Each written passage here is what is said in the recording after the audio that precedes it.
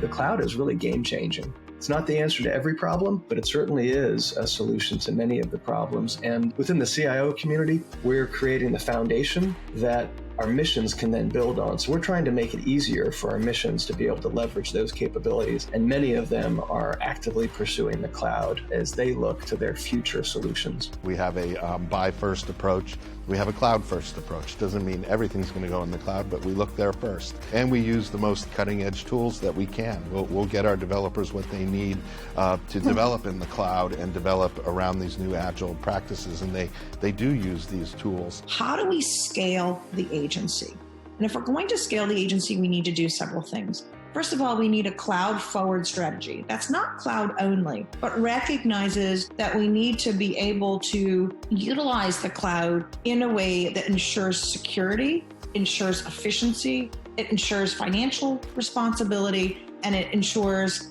that we can leverage the cloud in modern ways for data management and data efficiency across the agency. We've got some enormous data sets. In the top med program, for instance, almost 3 petabytes of data.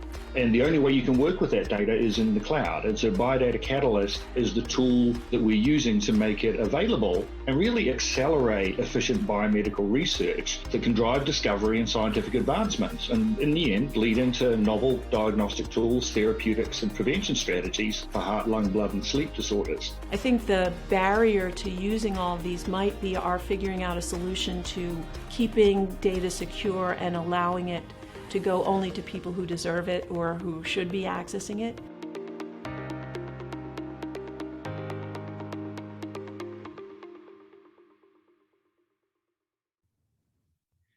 Hello and welcome to our Cloud Virtual Summit. My name is Michael Hoffman. I'm the president of Government CIO Media and Research, the leading solutions resource for federal IT. Cloud and IT infrastructure in general have been a leading topics throughout federal IT and a key decision point for many of the leading executives at agencies across government. Our editorial team has been able to interview many of these folks, and what we wanted to do this morning is bring them together and give them a chance to talk about some of the trends that they're seeing, as well as some of the solutions to the challenges that exist in this space.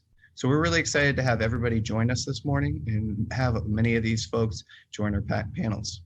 Some of the topics that we're going to cover today on these panels include security, multi-cloud environment, as well as ATO streamlining.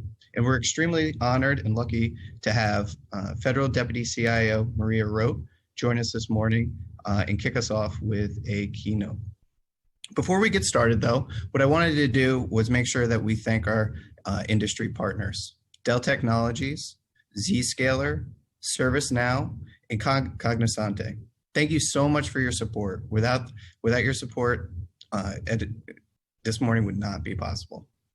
For those watching at home, we want to make sure that you are also following on social media. So please use the hashtag #DigitalCIO. Also, if you have any questions, please use the underneath the video player is a box where you can fill out questions. Our editors are going to go through those questions and can provide them to the moderators. So you might have some of your questions asked during the event this morning. And with that, let's kick things off. I'm going to hand it off to Amy Kluber, our managing editor, who's going to be leading the discussion this morning with Maria. So Amy, take it away. Great. Thanks, Mike. And good morning, everyone. I'm very excited to welcome Maria Roat. Thanks for the introduction. So Maria, welcome. Thank you. Thanks, Amy.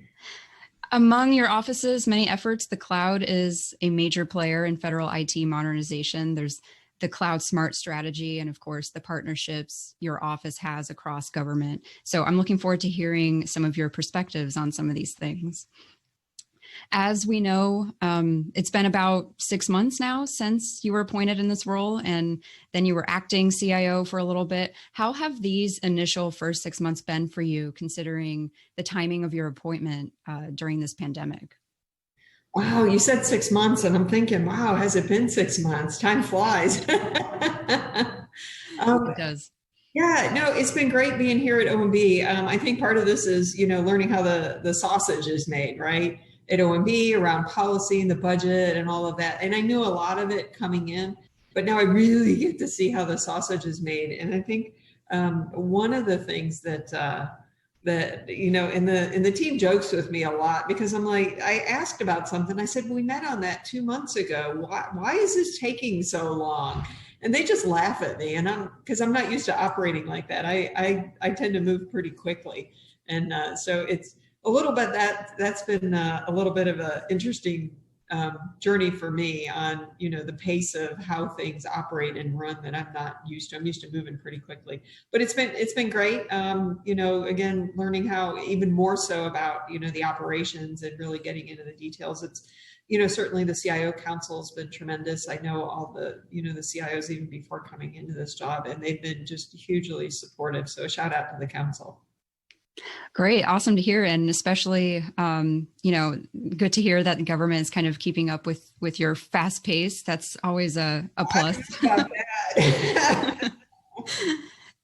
So, going into some of the cloud strategies, how are you seeing agencies benefiting from cloud right now? And how can that tool sustain some of the long-term modernization strategies that agencies are thinking about right now?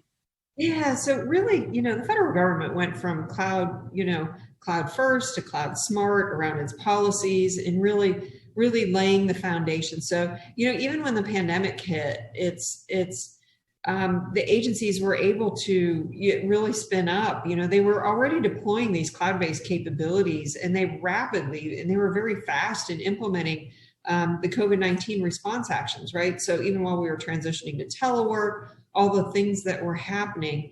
And I think that, benefiting from the cloud is really about, allowing that scalability that happened.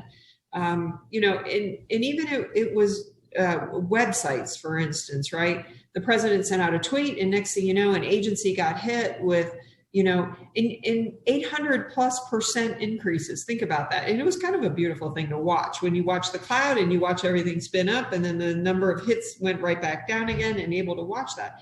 And that's how the federal government was able to scale and use technology. And this is really helping to drive, to your question, and that long-term modernization. And it's really helping in the long run, right? It's supporting the missions and the government's continuity, right?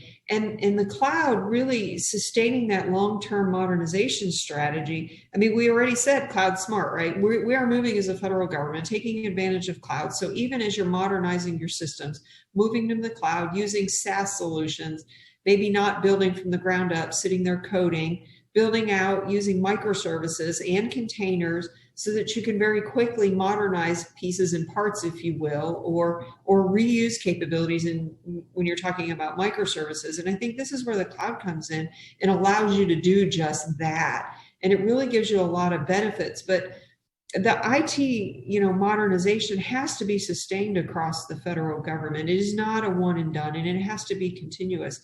And this is where things like the MGT Act really helped out. The IT working capital funds, as agencies can get those approved, through Congress and appropriations and all that, will really help sustain those long-term modernization initiatives that take advantage of the cloud. And as they're moving from on-prem, allow for scalability, just like we saw in the pandemic.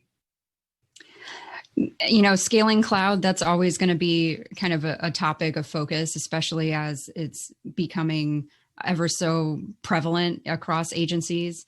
But it can also present challenges, in and of itself. So what are some ways that agencies can best leverage it at scale? And can you go into some of what those challenges are that you are hearing? Well, so challenges equal opportunities, right? And throughout the pandemic, right? So the agencies had, in some instances, some capabilities in place or some pilot activities for, digital services, mobile services. And with the pandemic and how fast things accelerated, things that they had planned for later in the year, they shifted to the left, and they were able to execute very fast and very quickly because bureaucracy got out of the way, right? So I think that comes to one of the opportunities is sustaining the momentum. And we talked about that a minute ago, right? How do you sustain the momentum for long-term modernization? We were able to do this earlier this year. We were able to move very fast and got the bureaucracy out of the way. But how do we continue to do that? And I think that's critical because, you know, modernization is not one and done. Moving to the cloud, oh, we're going to move to the cloud. But how do you continue to take advantage of the evolving technologies? You know, I saw firsthand where agencies had roadmaps in place, they had agile process in place, and they drew on all of those capabilities to really grow and use those microservices to really build out new services and meet the new mission requirements of the pandemic. And I think we're going to continue to see that because as we're continuing to move, right, it's digital first, right? You build for digital. This is the environment we're in. And we have to continue to do that. And how do we move faster? Again, the pandemic highlighted how fast we can move.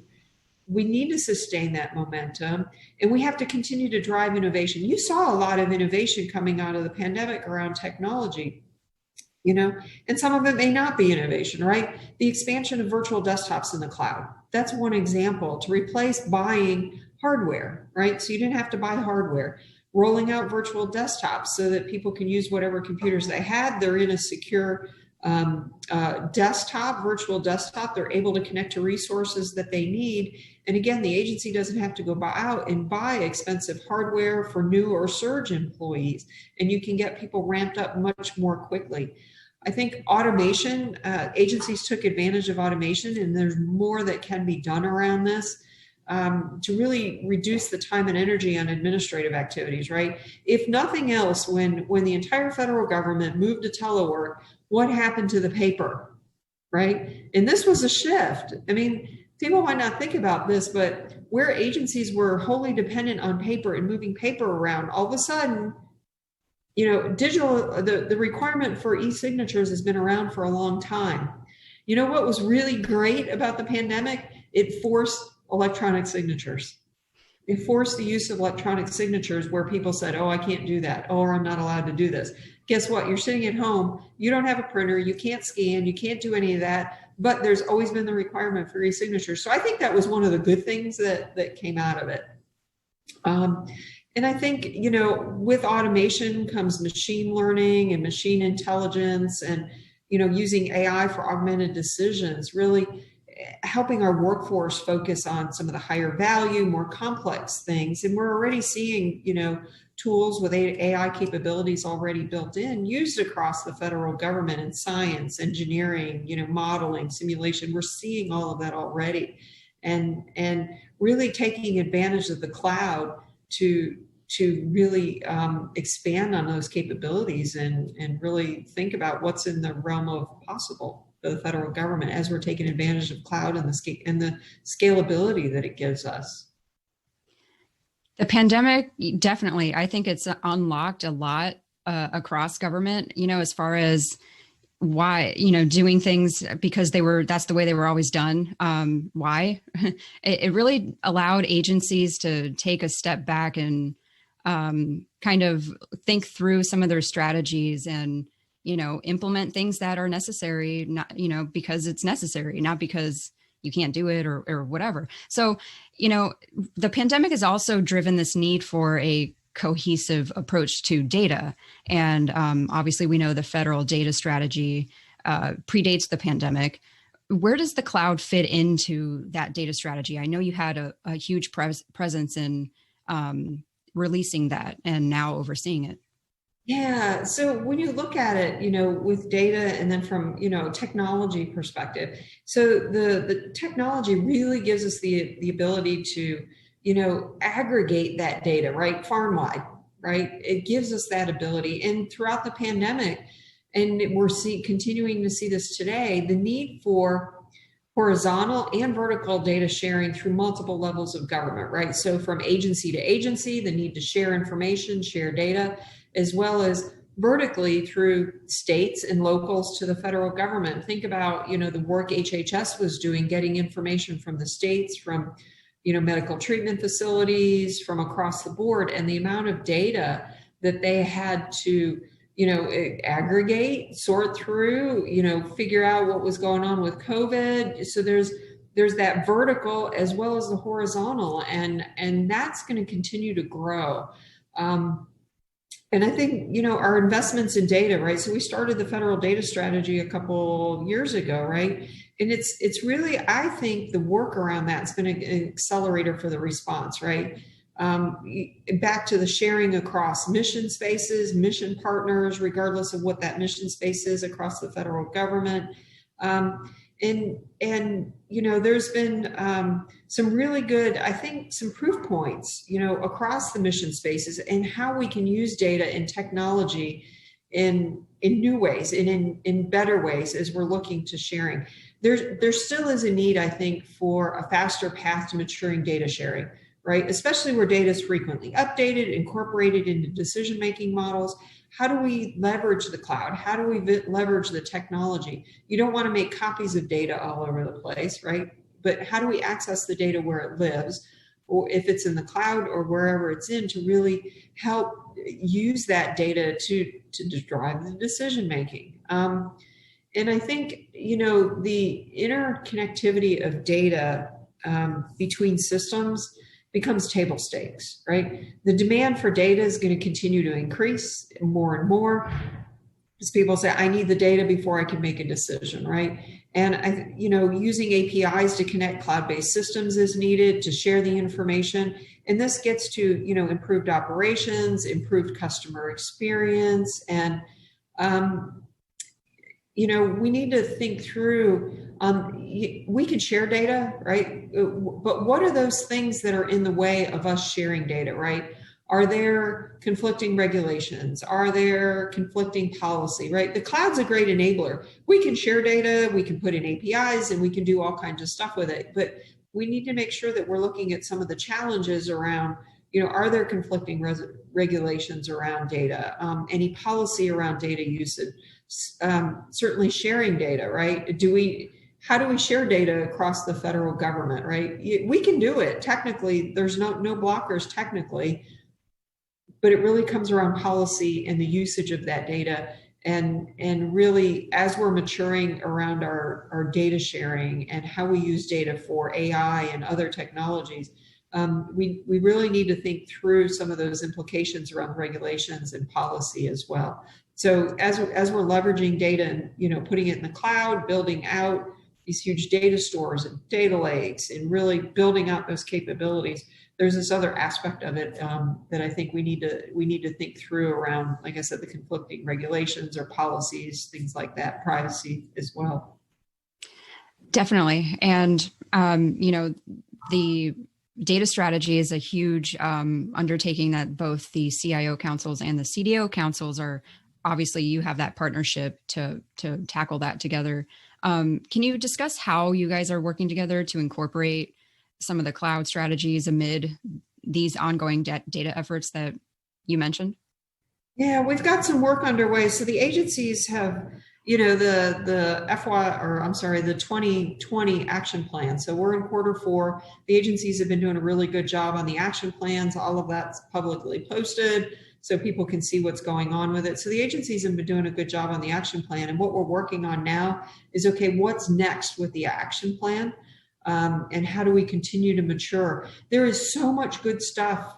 And there's really some great pockets of good things happening and how we're seeing data used, right? It's being placed in the cloud, how it's being used, around AI and machine learning. We've got pockets of that, but part of the federal data strategy, one of the key things is really bringing up the entire federal government on its maturity. And we have to keep doing that. And I think the year 2, as we get into 2021, the action plans are going to continue bringing everybody up, even while we've got, a lot of very targeted activities and some really good stuff going on in different areas of the federal government. This is going to bring the federal government up as a whole. Great.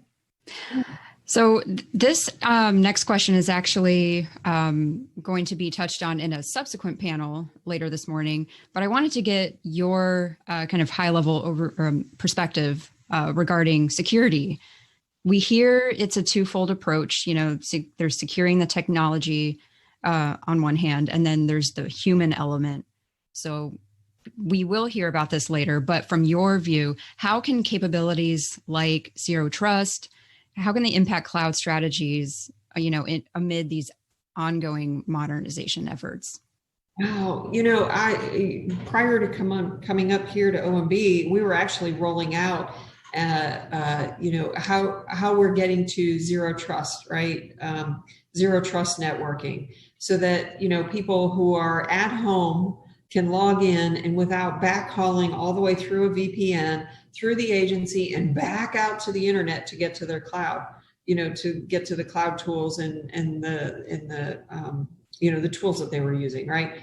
And we already have some of that capability rolled out, where people at home, you've got the VPN that's built in behind the scenes and it direct connects you to the cloud, and building those security lanes around that so that people can work faster, right? You want to be more efficient. We're in a digital environment.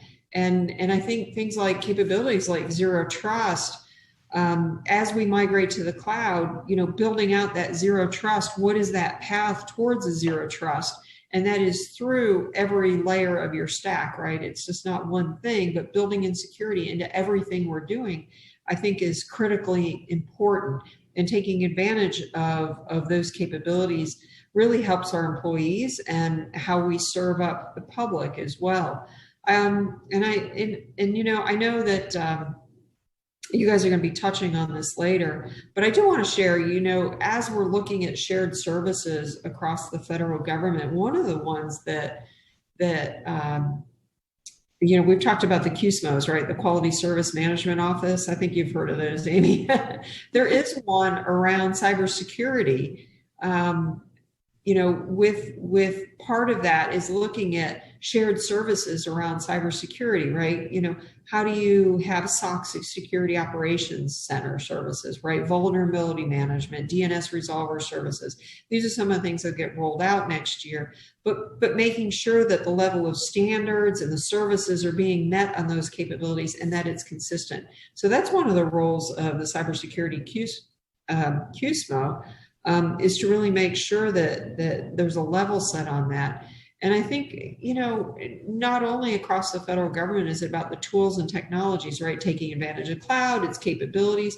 There's some amazing security tools out there with AI built in that really help our CISOs and our security, our security officers out there. But we need to make sure also that we've got the right people who understand the capabilities, that understand the cloud, understand security in a cloud environment, right? So whether it's around, spinning up servers in the cloud, spinning up VMs, whatever you're doing, that work that you understand, even in the application development, if you're in that, where security fits in there. And I think we have to continue to focus on the skill sets that have to have that visibility into the network and efficient operations throughout the entire stack of what's being operated at the agencies. And at the agencies, centralizing those incident response activities is really important.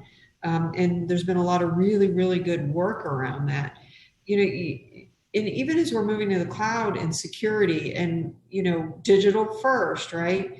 And our customers expect that delivery to be quick, easy, secure, right? That's one of those things our customers expect. And really understanding the cloud capabilities and how you secure things all throughout the stack really gets to making sure that our customers can trust us from a security perspective. And I think the pandemic highlighted all the really good work that has gone on for the last several years and the capabilities the government's got in place to really securely meet the needs of the American public. And I think we showed that. Great. And fantastic to hear. And speaking of next year, how do you see, you mentioned this earlier already in a few points, but how do you see 2021 really shaping up as far as the ongoing data efforts and, of course, cloud first strategies et cetera? How do you see the pandemic maybe impacting that? Really good. You know, I mentioned that a lot of the barriers got out of the way, right? Some of the bureaucracy and things like that. And I want to see that continue in 21. I really want to see the modernization, that sustained long-term modernization. I want to see all of those kind of things continue, as well as, you know, from the federal data strategy, I mentioned the next year's action plans. We have a CDO council now.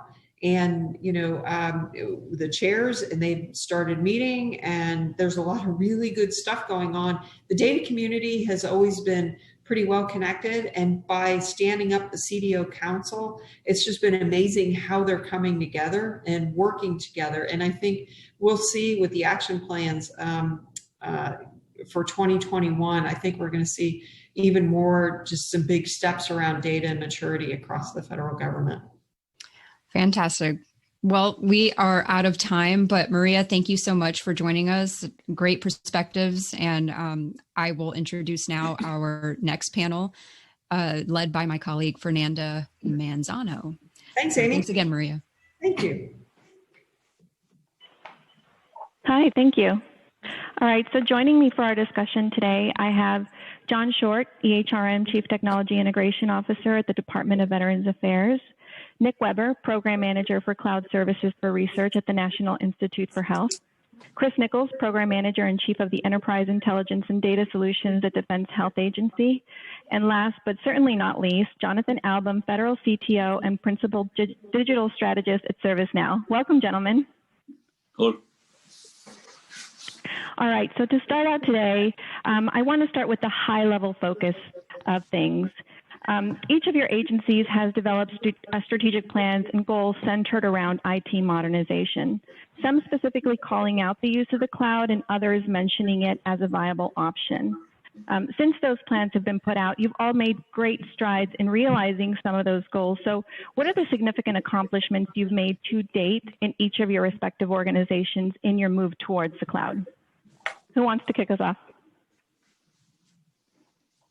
I can go. This is Nick, because I think you maybe teed up a little bit the program name and making great strides. So we have a program at the National Institutes of Health called the Science and Technology Research Infrastructure for Discovery, Experimentation, and Sustainability, otherwise known as STRIDES. And what we're trying to do is kind of make progress, make strides in getting our researchers at NIH and those that we fund across the country. NIH is a funding agency, funds about 300,000 investigators at 2,700 institutes and medical and academic research institutes across the country. And we've partnered with commercial cloud service providers to be able to bring to bear the tools, the technologies, the capabilities to our researchers to accelerate their speed to science. And that's been a program that we've launched about 2 years ago now.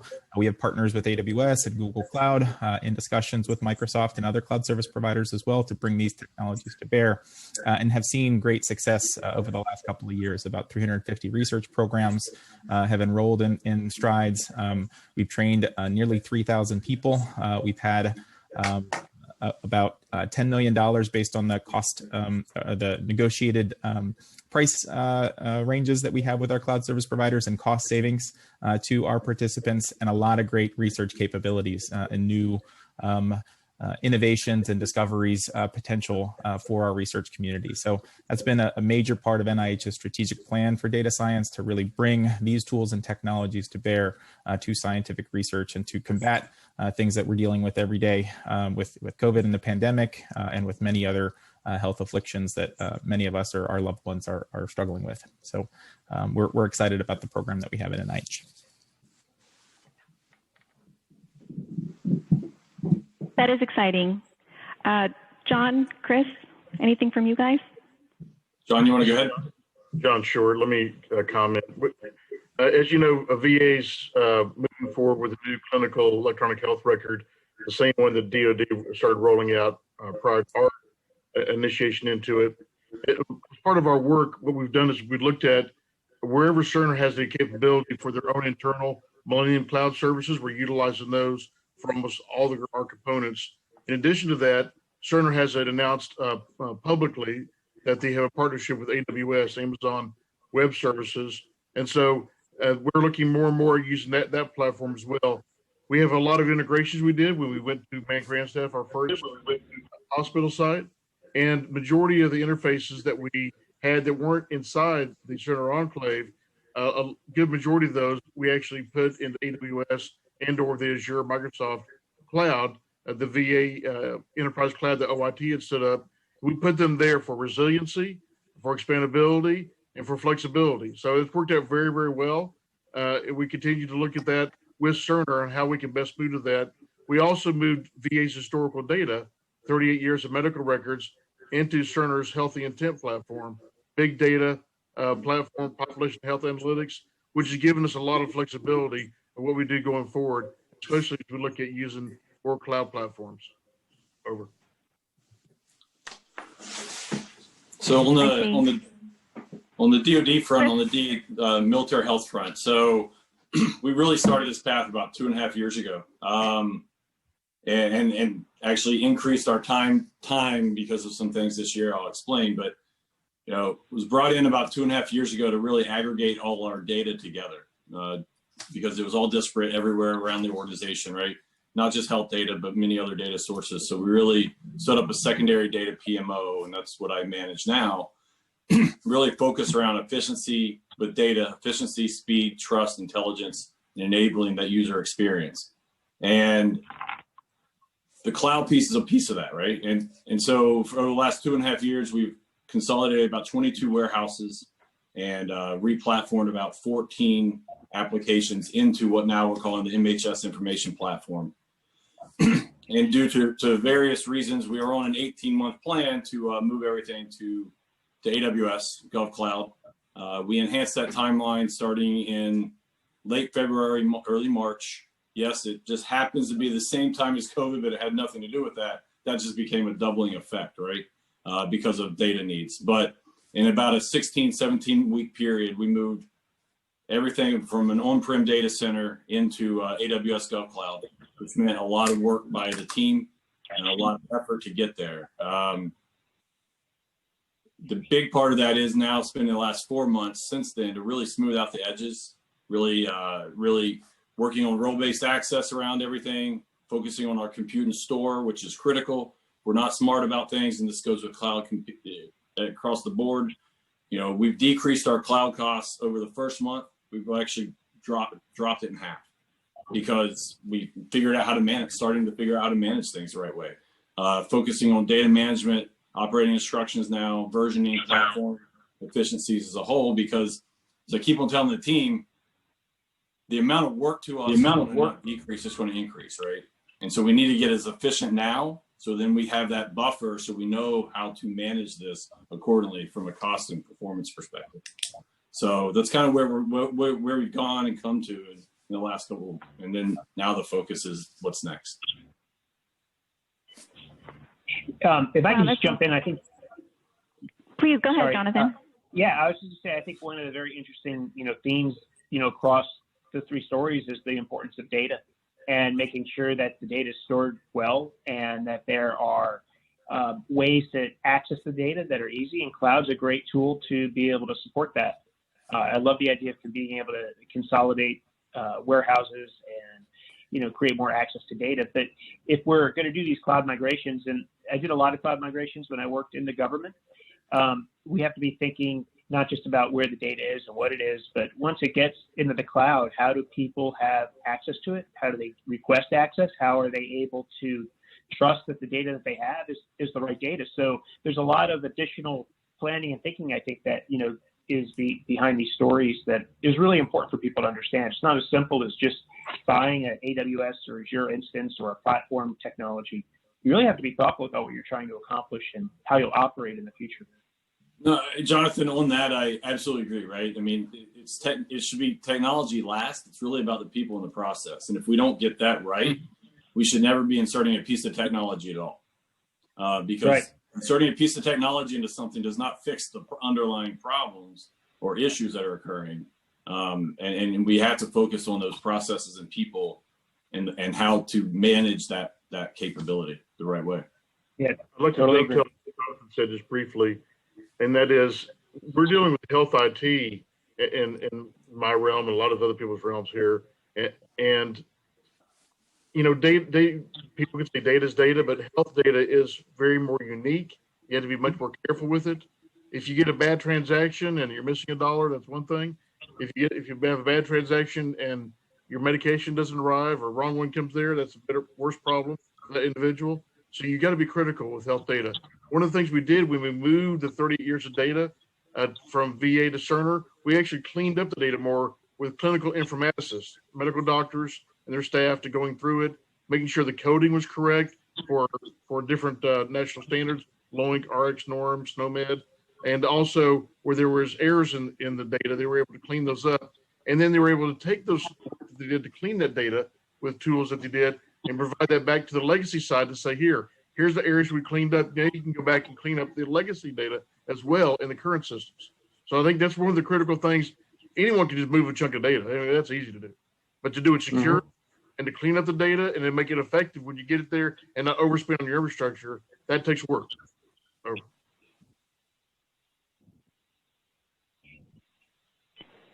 Right. So I think you guys bring up great points, and I think we're getting into our next question a little bit on, the long-term benefits that you want to realize, right? So I think you touched on a lot of those. So on your way there, what are some of the challenges that you faced along the way, right? Go again. So I think one of the major challenges was also an opportunity for our broad biomedical research community that NIH supports is around training, and that's both for kind of the IT staff, the people building and supporting the infrastructure. That's for our researchers who are trying to use these tools and understand a new way to work with tools and data and share data and collaborate. And also people who liaise between them, which we found to be a very important capability.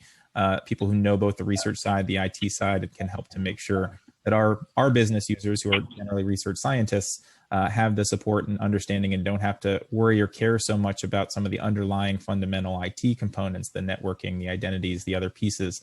We need to make sure we get that right so that their jobs are easy and they can focus on their science. So I think building a workforce that understands this new way of working, that understands their different roles and responsibilities, especially when the cloud gives you so many tools at your fingertips, it's overwhelming sometimes. So to really be able to have a robust training program in conjunction with the work that you're doing technically to move to the cloud has been one of our biggest challenges and one of our biggest opportunities. And we've invested very heavily in kind of that training component to build, to earlier points, those people skills around this so that the technology that we're bringing to bear can actually be leveraged properly. So I think those are, Nick, those are really good points. And it's not just people with the right skills to interact with the new applications. I think it's also people with skills who can think creatively about, well, what should the process be now once we get out of some legacy systems and we can rethink and maybe redesign how we do our work or how we access the data. I think John said it really well. It's not just picking up a chunk of data and moving it. Anybody can do that, but to do it and get value out of it because you maybe rethought the way the workflow exists or you cleaned up the data. I mean, I think that's really the magic, and to the extent that you can get people's minds around the idea that there is new technology that can help us, but we also can reinvent the process. I think kind of, as Chris was saying, it's people and process first. That's important. And too often I've seen that cloud just as a technology idea, but it's part of maybe an organization's digital transformation, you could say. And that's a team sport, right? That's a whole of the agency endeavor, and you really need leadership from the top down to buy into it. So that, if you're talking about what are the challenges, it's getting leadership, I think, to see that the digital transformation you guys are talking about requires everyone to be involved. And once you get that, I think you can accomplish a lot. So I think, go ahead, John. As part of the focus of the value of that data, one of the things we had going up to the Go Live event, we had at Mayan Grandstaff Spokane a month ago. We said we're going to move all the data into one platform. You'll have access to all the data into what's called a Healthy Intent platform for Cerner, and it'll trigger clinical decision support, reminders, that sort of thing. But then we're going to move a subset of that the clinicians said that they want to see in the EHR itself for transactional day-to-day activities. And so but a month before we went live, so 2 months ago, some people said, well, maybe we should go put more data in there. And the clinicians already looked through and already determined what they wanted in there. But some people were saying, maybe we need more, maybe we need more. Day before we went live, maybe we need to put more data in there. And we were live for 3 days, and people said, maybe we should relook and we said we wanted X in there, but maybe we need only part of X. So as soon as they saw how much data, even only the 3 years, they only wanted to see 3 years of other past transactions in the common EHR. Once they saw it, they said, you know, for these couple of areas, maybe we want to see a little bit less. And so that we're still, you know, learning that. We're getting their feedback, determine what that right piece is. We want to give them everything they need to operate, but not so much that they can't see anything, right? Because then they can't get their work done. So that's that blend of make it agile enough where you have that right data at the right place at the right time. Just kind of like, you know, Steve Jobs, it just works, right? You want the technology to disappear and people to be able to do their job better. And so we have all the data on one platform. They can always go do research on it, look at a long-term item, they can see all that. But for their day-to-day stuff to be efficient and to be able to treat the patient the way they like, we have to fine-tune that. We got really close to where we need to be. Most of them are happy with that, and we're still looking at different pieces of that data to see should it be modified. But I think that's one of the key is refining that so you make sure it's most effective and not just hand it off and say, okay, we did something and you better use it. We need to make sure that the customer has what they really need to where they almost forget all of our names. When the functional people are forgetting who we are, we've done our job well because it just works. Over. So Fernanda, you asked about challenges with cloud transition and utilization of cloud. I would actually say the opportunities as well, right? I mean, pure and simple, you know, just like Nick is and with NIH and the VA as well, right? We're all large research institutions and organizations, right? And simply put, the compute capabilities as we move into the cloud space, because we're still learning when in the data space, right? We're still learning, and the value of data is aggregating it all together and starting to build the ability to start to the deep learning aspect of things and from insights and everything. And so you can't do that without the right compute capability. So that to me is the core. And then from that, it really is about, you know, the ability to integrate all those disparate data sources I was just discussing, right? I mean, we're looking down the path more, you know, I'm a data guy, I'm an informaticist, but I'm actually a clinician by background. And so what I'm thinking about is how do we get to the right things? And it's not all clinical data that we need, right? It's purchase care data, it's billing data, as well as staffing data and all these other things, because that gives us the ability to start to really look at how we manage. But those are the things that we're going down this technology path around implementing and modernizing and stabilizing our cloud maneuvers, but then it's really about, in a parallel path, starting with the new domains about bringing in genomics data for precision medicine, social determinant data, device data, biomedical device data being take home as well as a personal device, but also biomedical device, right, in the facilities. In my space, operational medicine. That's another space that I'm looking at, and how do I bring that in? Because that will help drive things as well. And then in my space too, legacy. As we're looking in the legacy space, I'm accountable to shut down those systems and bring in all that data into our platform, and then transfer that and integrate that with what we have with MHS Genesis on the future state EHR side. But how do we integrate all those things together? And that's the stuff that we have to do in a parallel path, as well as, and that's really becoming a learning health system in our space. Over. Okay, great. Yeah, and you know, you touched about on the learning and the ability to really leverage those benefits and realize those opportunities, right? And that relies heavily on partnering with cloud service providers as well, right? Bringing in their knowledge and everything that they bring to the table as well, which is a bit of a different model than we're used to in the government space. So what are some of the considerations made in deciding to partner with industry? I can go again if we're going with the same order. Yeah. So we've had incredible I can't say enough about how strong our partnerships with the commercial cloud providers and others that they bring to bear, distributors, resellers, et cetera, to making this work. And we've been able to come up with win-win scenarios. I think in the past, we might look at these as kind of vendor relationships and kind of one way, and these need to be very two-way, very, kind of open.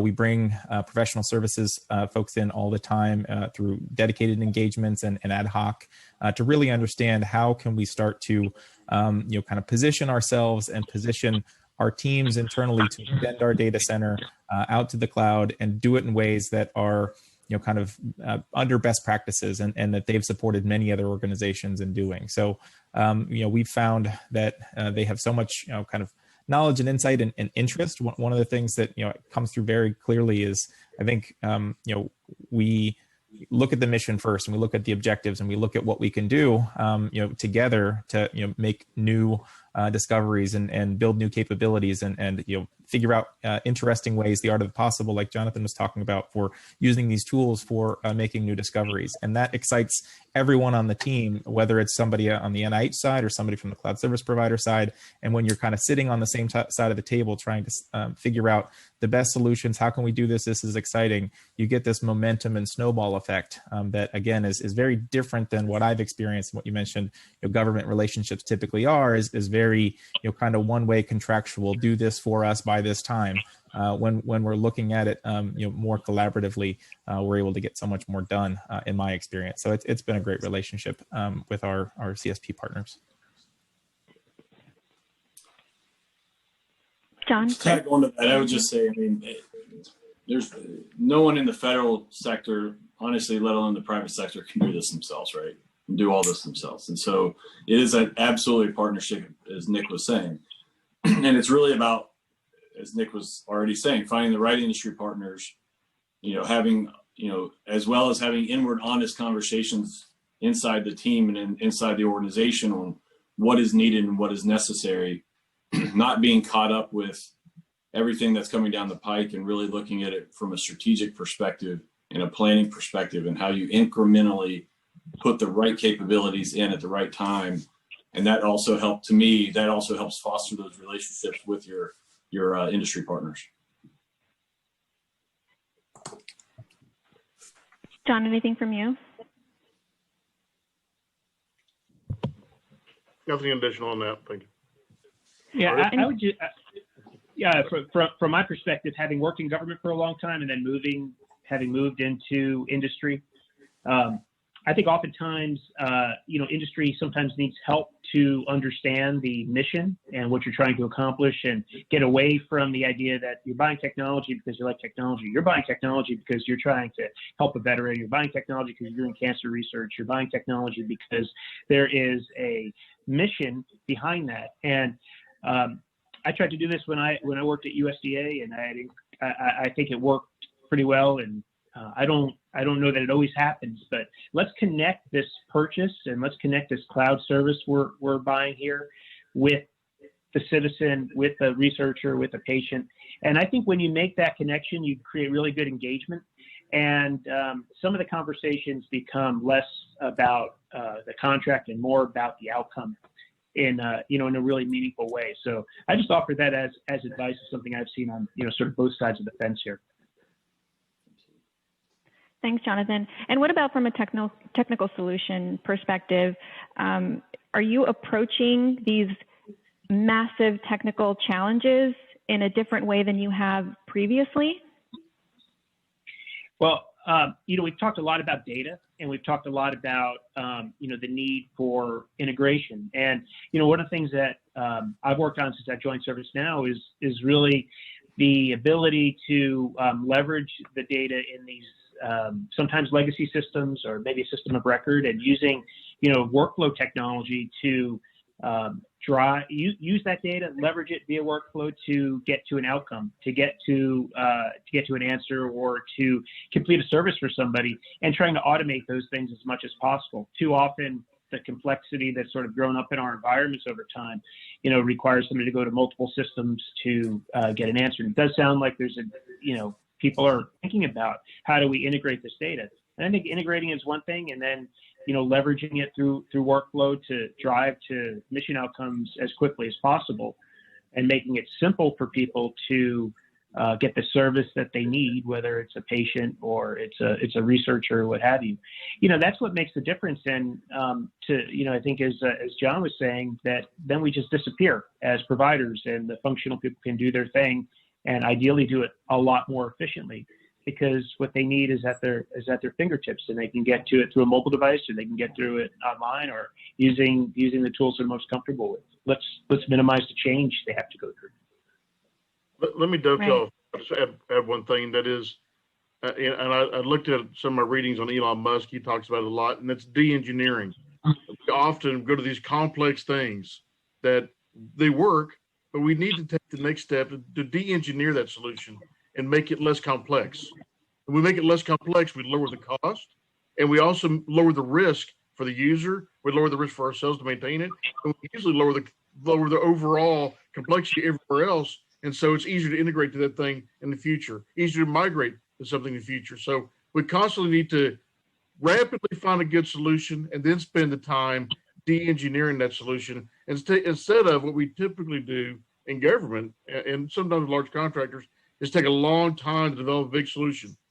We shouldn't do that. Rapidly come up with a solution, even if it's ugly, and then de-engineer it, and then it will reveal itself to a more flatter and less complex solution that'll work for everybody. That's what helped us be successful in OHRM the last few years and going live and with a ton of integration, but we made those integrations less complex with the same functionality. I'm not saying strip out functionality and give people nothing. You can give them all the capabilities, but do it in a way that's less complex that benefits all of us. And the cloud can help you do that. Again, if you do the rapid prototyping first and then de-engineer that solution to make it, again, flatter. Thank you. Right. Okay, so continuing on with the partnering theme, since each of your agencies is trusting external commercial organizations with sensitive government information and data, we'd almost be remiss not to cover the topic of cybersecurity, right? So can you tell me a little about the cybersecurity measures you've taken to prevent data breaches while also maintaining data integrity that we've covered a lot today in your transition to more mature platforms like the cloud? Sure. So we've kind of really worked with the partners as well to kind of follow the shared responsibility model and then build a set of shared services for our customers. So it's really about kind of collaborating and making sure everyone is clear on what the technology capabilities are. It's well documented. We go through the process, FISMA and Fedramp related processes for inheriting cybersecurity controls from the cloud service provider. The things that we build at NIH on our platforms, we tend to focus on kind of providing a set of services to our customers around secure high-speed network connectivity and identity and access and those sort of pieces. And then we allow for our customers to kind of inherit all of that kind of common cybersecurity baseline and build from that for the systems and solutions that they're building on our platforms. And we've seen a lot of just transparency internally around that process, around the controls, around how we've implemented things, partnerships with different groups, our security operations center, our incident management and vulnerability management teams, et cetera, to really make sure they know what their roles and responsibilities are. We've tabletopped exercises to understand how we can respond to an incident. We've had incidents before where, incidentally somebody's access keys get posted to a public GitHub repository, and your cloud spend is going up over the weekend, and addressing those and building in process improvements to make sure that we're scanning for those sort of things and that doesn't happen in the future are all important. So kind of taking a retrospective look at things as they happen and build that into kind of the way that we harden in the continuous diagnostics and monitoring that we do for our system. So it's definitely critical. To your point, from a public perspective, you're trusting these companies with all this data. What do you mean? But also on the contract side, making sure that it's very explicit, that we are the owners of the data. We're using the technology services. We're not, granting, technology companies access to do whatever they please with, sensitive health information. And being clear about that with, kind of the public is also very important, so there aren't any misconceptions. So I think, from obviously in the DoD, we probably have some of the strictest cybersecurity aspects of things. On top of that, you layer in my space, the necessity from a PII, PHI perspective as well, right? And so it's absolutely difficult, but I think what we have found with us doing this transition this year, it's given us the ability to really focus on continuous monitoring, right? And actually make that a part of the way we do business. And so it's allowed us in that cyberspace to change our processes, make some real decisions around, from a technical perspective, isolating segments of our environment based upon our ATOs. I mean, we did 4 ATOs for a reason. We did a data logic presentation layer different within the same capability for that reason. So we kind of have some of that modularity of things so we can manage it better. And it's about leveraging approved services that are already out there, right? In our space, if this has already approved something, it's looking at what is already approved so that we can inherit that, increasing that speed to bring the right things in from a cybersecurity perspective. And the team's done an amazing job. John? I would say ditto to the comments already said. Again, some of it's going back to basics, layered defenses. We worked with DoD on a construct where we're inspecting all the medical traffic, especially those Internet of Things, out on the edges, very close to where they're being used. And then they get inspected before they get into the enclave. And so we're doing multiple inspection points. We have DoD and VA both looking at going on. So we have multiple ways we're looking at it. We have multiple inspection points. We're following the standards. VA's cybersecurity office updated its cybersecurity policy to mirror most of DoD's. That meant that we had more robust policies, as well as made it easier to do work with DoD. We moved to DoD's EMAS to have really good tight control of our cyber artifacts. Having a good artifact doesn't give you cybersecurity, but having those artifacts, doing all the work to get the right artifacts and all the scans and maintaining that will make you to the right posture. So we've done a lot of those things throughout the enterprise. OHRM has done that very tightly and interwoven with DoD and VA together very, very tightly, along with Cerner. Cerner has done a lot of things on their side to really bring up their game, their platforms that they're doing inside their own data center and their Millennium Cloud, as well as their commercial cloud platforms, to also meet those DoD and VA requirements. So we're going to keep pressing that. And then the last thing I'll mention is, as an industry, we need to press those medical device manufacturers, because, it's a medical device. We can't do cybersecurity, it'll break it. We need to get out of that. We need to have them putting that security in the very beginning. And so that way that we can have the right cyber at the Internet of Things, instead of having to put probes and monitors all around it to protect the environment. Over. Absolutely agree with that. I would just say at ServiceNow, we've invested very heavily in security, not just getting our government community cloud up to a FedRAMP high level, but we've achieved impact level 4 security in the DoD, and we're investing in MedCoy now, and we have a plan to get to impact level 5. So some of that's in our own government community cloud, some of that will be with cloud service provider partners. But there's a recognition that, if we're going to be a critical partner to, agencies in the federal government, we have to up our security game as well. And we've invested significant resources as a company. So I'm very, very proud of that. We recognize how critical, this protection of data and patient data especially is to our business and the government. Right, that responsibility certainly cannot be taken lightly, right, Jonathan? So it's very clear that you're taking the steps that you need to meet or exceed expectations. Right. That's great to hear.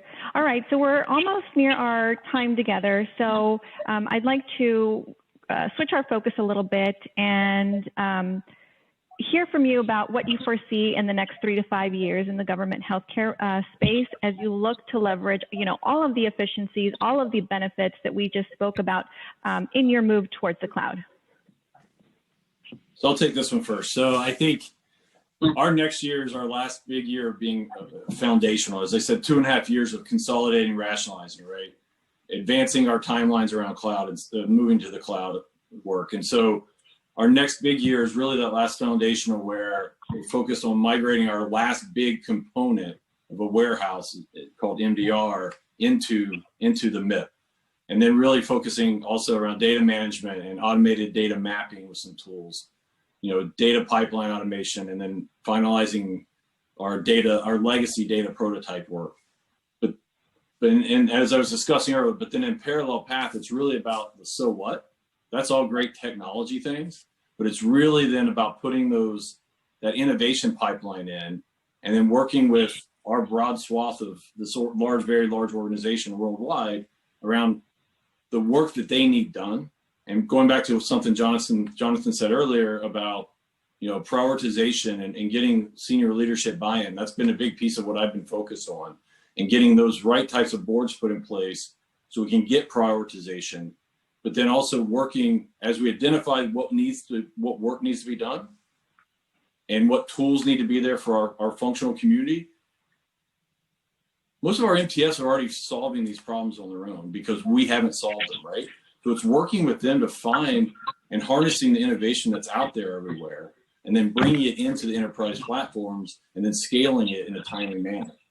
Otherwise, they're going to be doing this. They're going to have to solve their problems at their local facilities, and then it's really then also tying in the research in our space, getting to a point of having, the right abilities to have clinicians come in and get access to the data they need in a timely manner, so they stop doing pencil stubby analysis, and we can actually speed to market the research, and in partnerships with people like Nick and others out there, partner at the federal level and start building towards that true federal data hub and the federal cloud space, so we can drive change in this organization, in the world. I can go next.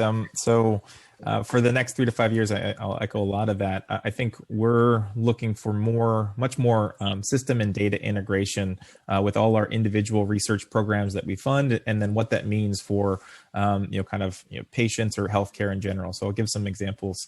So we have obviously clinical trials and vaccine studies related to COVID. We have major cancer programs such as the Cancer Moonshot. We have a large opioid program to address the opioid crisis called HEAL.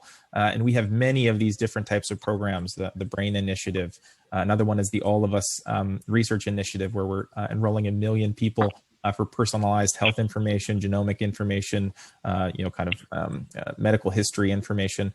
And, those programs are all really important and impactful within and among themselves. But I think what we're really trying to do by bringing all of these to the cloud and bringing some standards and bringing some, support and resources behind this is to really have, questions to be asked across these resources at the point of care with, a clinician to look at not only those data resources that have lots of information from previous trials or medical histories or what have you, but also information from the individual's social or geographic or device data on their Fitbits and those sort of things to really inform what can we do specifically for you, knowing all of these things about you in data that are readily accessible and secure and all of those things. But what sort of outcomes can we have for the individual and then for the population at large when we're not looking in silos or individually at how we treat things or at data sets, but we're looking broadly across them and connecting pieces in the clinic and in other ways. So that's what we really are aspiring to. We're seeing some good pairwise connections of, okay, we were able to connect this resources with these medical records. And I think we'll see more of that. All right. And the ecosystem will grow. And the questions that we didn't even know we could ask, let alone answer, I think are going to be really eye-opening and really beneficial to everyone. So I think that's what we're aiming for. Great. John? What we're going to see, especially with the Office of Electronic Health Record Modernization, as we roll out across the country, it's going to allow more and more systems to be consolidated and people go down to one platform. We had a nurse at one of the clinics say, I'm so used to have to opening up 8 different screens and applications to be able to do my job, and now everything's integrated. I'm doing it at one place. We're going to be doing more and more of that as we move along and roll out the rest of the capabilities. That's going to allow the user to spend more time with the veteran and less time with their computer. We all love our computers, but for healthcare, let's spend time with the patient. That means better outcomes. That means more longevity, better quality of life for the veteran. And that means the clinicians, instead of having to figure out how to develop some software with OIT, common software that's commercially available, now they can instead spend that time they have available either with the patient or with specialty applications that are very unique to the veteran population, Agent Orange, et cetera, that may not be a commercial model. And that way, anything that's available, that's commercially available, that we can bring into the cloud platform, bring into the Cerner environment, and roll that out more and more. That'll allow now OIT can focus on those specialty applications, and VHA can focus on that, on those research. Again, better patient outcomes, better quality of life for the veteran, better quality of life for the caregiver, because now they can actually do their job more efficiently. They don't have to come in for 2 days and do research and find all the data so they can treat the patients that week. They can have it readily available. So we're seeing the efficiency for the human and the technology, again, melting it away in the background, allow them to do their job much better. Over. Yeah, and I think everything that I've heard, makes me even more confident in, in the direction that, these agencies are going. And the idea that all of these different data sets, as they are integrated and brought together, makes it easier for the clinician or others to use. But ultimately, I think the connections to those data, there's a workflow element that's really important, because you have to be able to make the data actionable. Having all these data sets is great, but when you can apply machine learning or AI to them and recognize patterns, and then use those patterns and that learning through sort of workflow engine to drive to an outcome that helps a patient, I mean, that's when it's really important. That's when the data is really meaningful, because it drove a decision that helps somebody. And I think that's the future. And the data sets are the gas that drives that engine. And it's a really exciting time. It's part of the big digital transformation we're all undergoing. I think COVID's really accelerated it, especially in the healthcare space. So it's a very exciting time. And I've learned quite a lot today on the panel. So I'm glad that I participated. Yeah, thank you. Great. And I think these are great thoughts to end on. Thank you, gentlemen, so much for your time and thoughts today. And now I'll pass it over to my colleague, Alex Brown, who's paneling the topic entitled Securing Cloud with Zero Trust. Alex, over to you. Thank you. Thank you. Good afternoon. My name is Alex Brown. I'm with Government CIO. I'm Senior Vice President here. And I am happy to announce and moderate this particular panel this afternoon. I have with me Mr. Luis Coronado. He is the Director of IT Operations with the DHS. Also joining us is George Duchak, CIO for the Defense Logistics Agency. And from Dell, Mr. David Stickley. He's an executive and manages their strategic programs there. Good afternoon, gentlemen, and thanks for joining. Good afternoon. Good afternoon. Great. Sandy. So let's jump into it. Organizations are increasingly adopting cloud as the platform for their computing and managing some of their assets. With cybersecurity constantly being a theme that we hear, I want to talk a little bit today with you guys about what you're seeing with respect to cybersecurity in the cloud, and specifically the role that zero trust as a concept plays. With that, I'm going to ask Dave to kick us off, and a very specific question for you, Dave. I got to imagine you've seen a lot in your role. What does cloud security look like from a vendor perspective, and how generally should federal agencies and cloud vendors discuss cloud security needs? Thanks, Alex. I appreciate the time today. Cloud security, wow, and zero trust. A lot of challenges in this world, and I would certainly say the age of COVID has taught us an awful lot about where our previous cybersecurity constructs may or may not be relevant in this age we're living in today. I want to touch on a couple of things if I could right up front before I dive into zero trust, which was your question. Our focus on cloud, I think, has maybe been a little skewed over the years.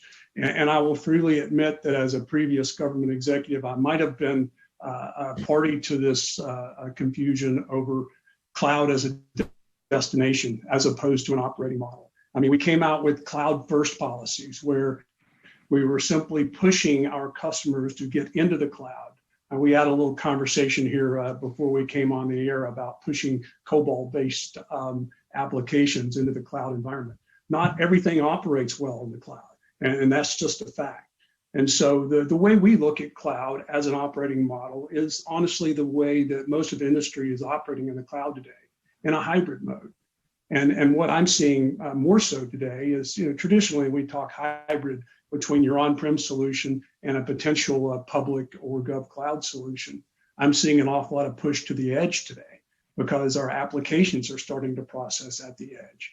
And so all of that transformation from a cloud standpoint brings new cybersecurity challenges. Fundamentally, what is zero trust? It is proactively controlling all of the interactions between your people, your data, and your information systems. That's really not new. People, data, information systems. The key word there is proactively. I mean, much of our cybersecurity response in the past has been very reactive. And we need to bring new tools that allow us to be proactive. And so essentially that path to zero trust focuses on device management. I mean, it focuses on access management. It focuses on network, risk management, automation, essentially new ways to deliver technology in each of those key areas. I would tell you, Alex, I think there are 7 essential pillars to zero trust as we look at it. At the user level, all sorts of new ways to authenticate users. And the big cloud providers provide some of that capability. There are new ways to manage our network security. We've been so focused on that perimeter security for so many years. We need to start from a network standpoint, securing more specific, at a more granular level, at the VM level even. Device security, obviously new ways to secure our devices. Commercial solutions for classified, new device trust solutions that industry is offering. Automation and orchestration across the entire spectrum from a cybersecurity standpoint. And the industry is delivering great new tools in that regard. And finally, I got to hit the buzzword bingo and say AI, ML at least once. From an analytics standpoint, the ability to bring those analytics tools to the edge is so important. And I know we have a lot of questions, and I want to give my colleagues time to dive in. But that's my view of zero trust. It's really the same principles we've applied to our on-prem and edge cloud environments. And now we need to figure out how we mature those into a new hybrid cloud world. Gotcha. Thanks for that. I appreciate that. So George, with Dave said a mouthful, right? He talked about some fundamental tenets. He talked about the cloud being, kind of a journey and not necessarily a destination. How is DLA approaching zero trust and security in the cloud? Well, we're just beginning that journey. So I'll tell you where we're at right now. We've just undertaken a pretty massive modernization effort to move our ERP systems to the cloud. And part of that is just the lifting and the shifting, and David's spot on with the idea of moving old applications to the cloud, and they'll just behave as old applications in the cloud rather than on-prem. So a good part of the modernization will be to refactor a lot of those applications, try to get the best benefits of the cloud. Secondly, as part of our modernization, we're creating a DLA platform. Rather than looking at individual systems, our users, they'll just be able to look at what capabilities they need to invoke and specific to their job. So as part of the DLA platform, we'll be instantiating personas. If you're a buyer, you only need to do these sorts of things and get to these sorts of applications on the network and get this data. If you're an analyst, you may have a different place of where you need to go on the network. So instantiating personas for the type of roles that you'll be doing is part and parcel to that zero trust journey. So we are continuously assessing who's on what application, where, when, and why. I'm not trusting anybody, basically. A culture of paranoia on the network. because going to the cloud kind of removes that the old mental model of having this perimeter defense, the bastions where you knew what was coming in, what was going out. You don't have that anymore. So I think there's a good symbiosis between zero trust and cloud. Gotcha. God, thanks for that, Luis. I've spent some time in the DHS, and I can't remember a time when it was not at the top of the list of things to ensure that the infrastructure was secure. I want to talk with you a little bit about the types of technologies you all are using with respect to managing the various cloud platforms that you may leverage. Sure. So we've been actually rolling out different capabilities to address cloud. I mean, we're in multiple different types of cloud. We're both in IaaS and SaaS primarily, a little bit of PaaS. But some of the tools that we've actually started rolling out are we have started leveraging a cloud access security broker, and that cloud access security broker allows us to extend our existing policies that we have on premise into the cloud environments, in addition to also providing us the visibility that we need across the multiple environments, regardless of whether it's an IaaS, a PaaS, or a SaaS. We're also looking into rolling out, and we're piloting right now, a cloud security gateway, which enables for us to be able to access your cloud services, like again your SaaSes, straight from an endpoint, and still do it securely, and still have that visibility to say it's being on the network versus being off the network. And this has been very important, obviously, as the current situation with Covet and the usage of VPN has obviously increased across, I think, across everywhere. So the cloud security gateway is another tool that we're leveraging to basically expand usage of cloud securely. In addition, also being able to go back inside of our network and be able to securely access applications, as it has that capability as well. And then lastly, the other thing that we're also piloting right now is actually a security validation platform.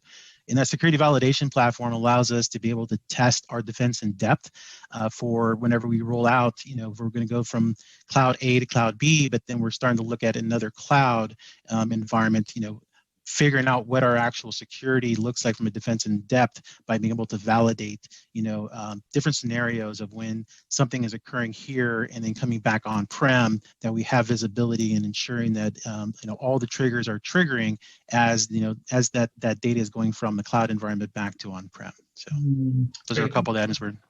Oh, great. And so this was a question that I had expected to ask a little later, but since both you and David brought up the pandemic, curious to know the implications, mass telework has had on the trust policies, the zero trust policies. Luis, you spoke about the various access methods depending on where individuals may be.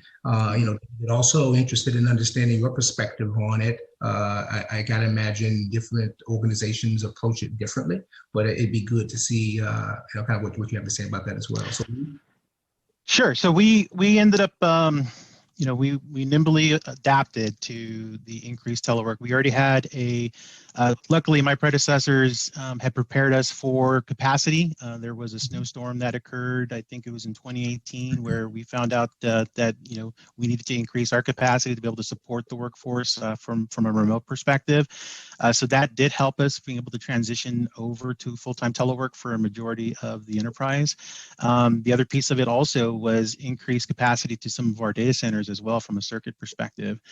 But then also from the other thing that helped us was obviously the move to cloud services, right? We leveraged, the cloud services that we had rolled out for our business end, right, for the Office platform, and that definitely assisted us. And we had rolled out, tools like Teams, and everybody's using different tools like Zoom. There's multiple different tools that are out there that are available to support this, remote posture.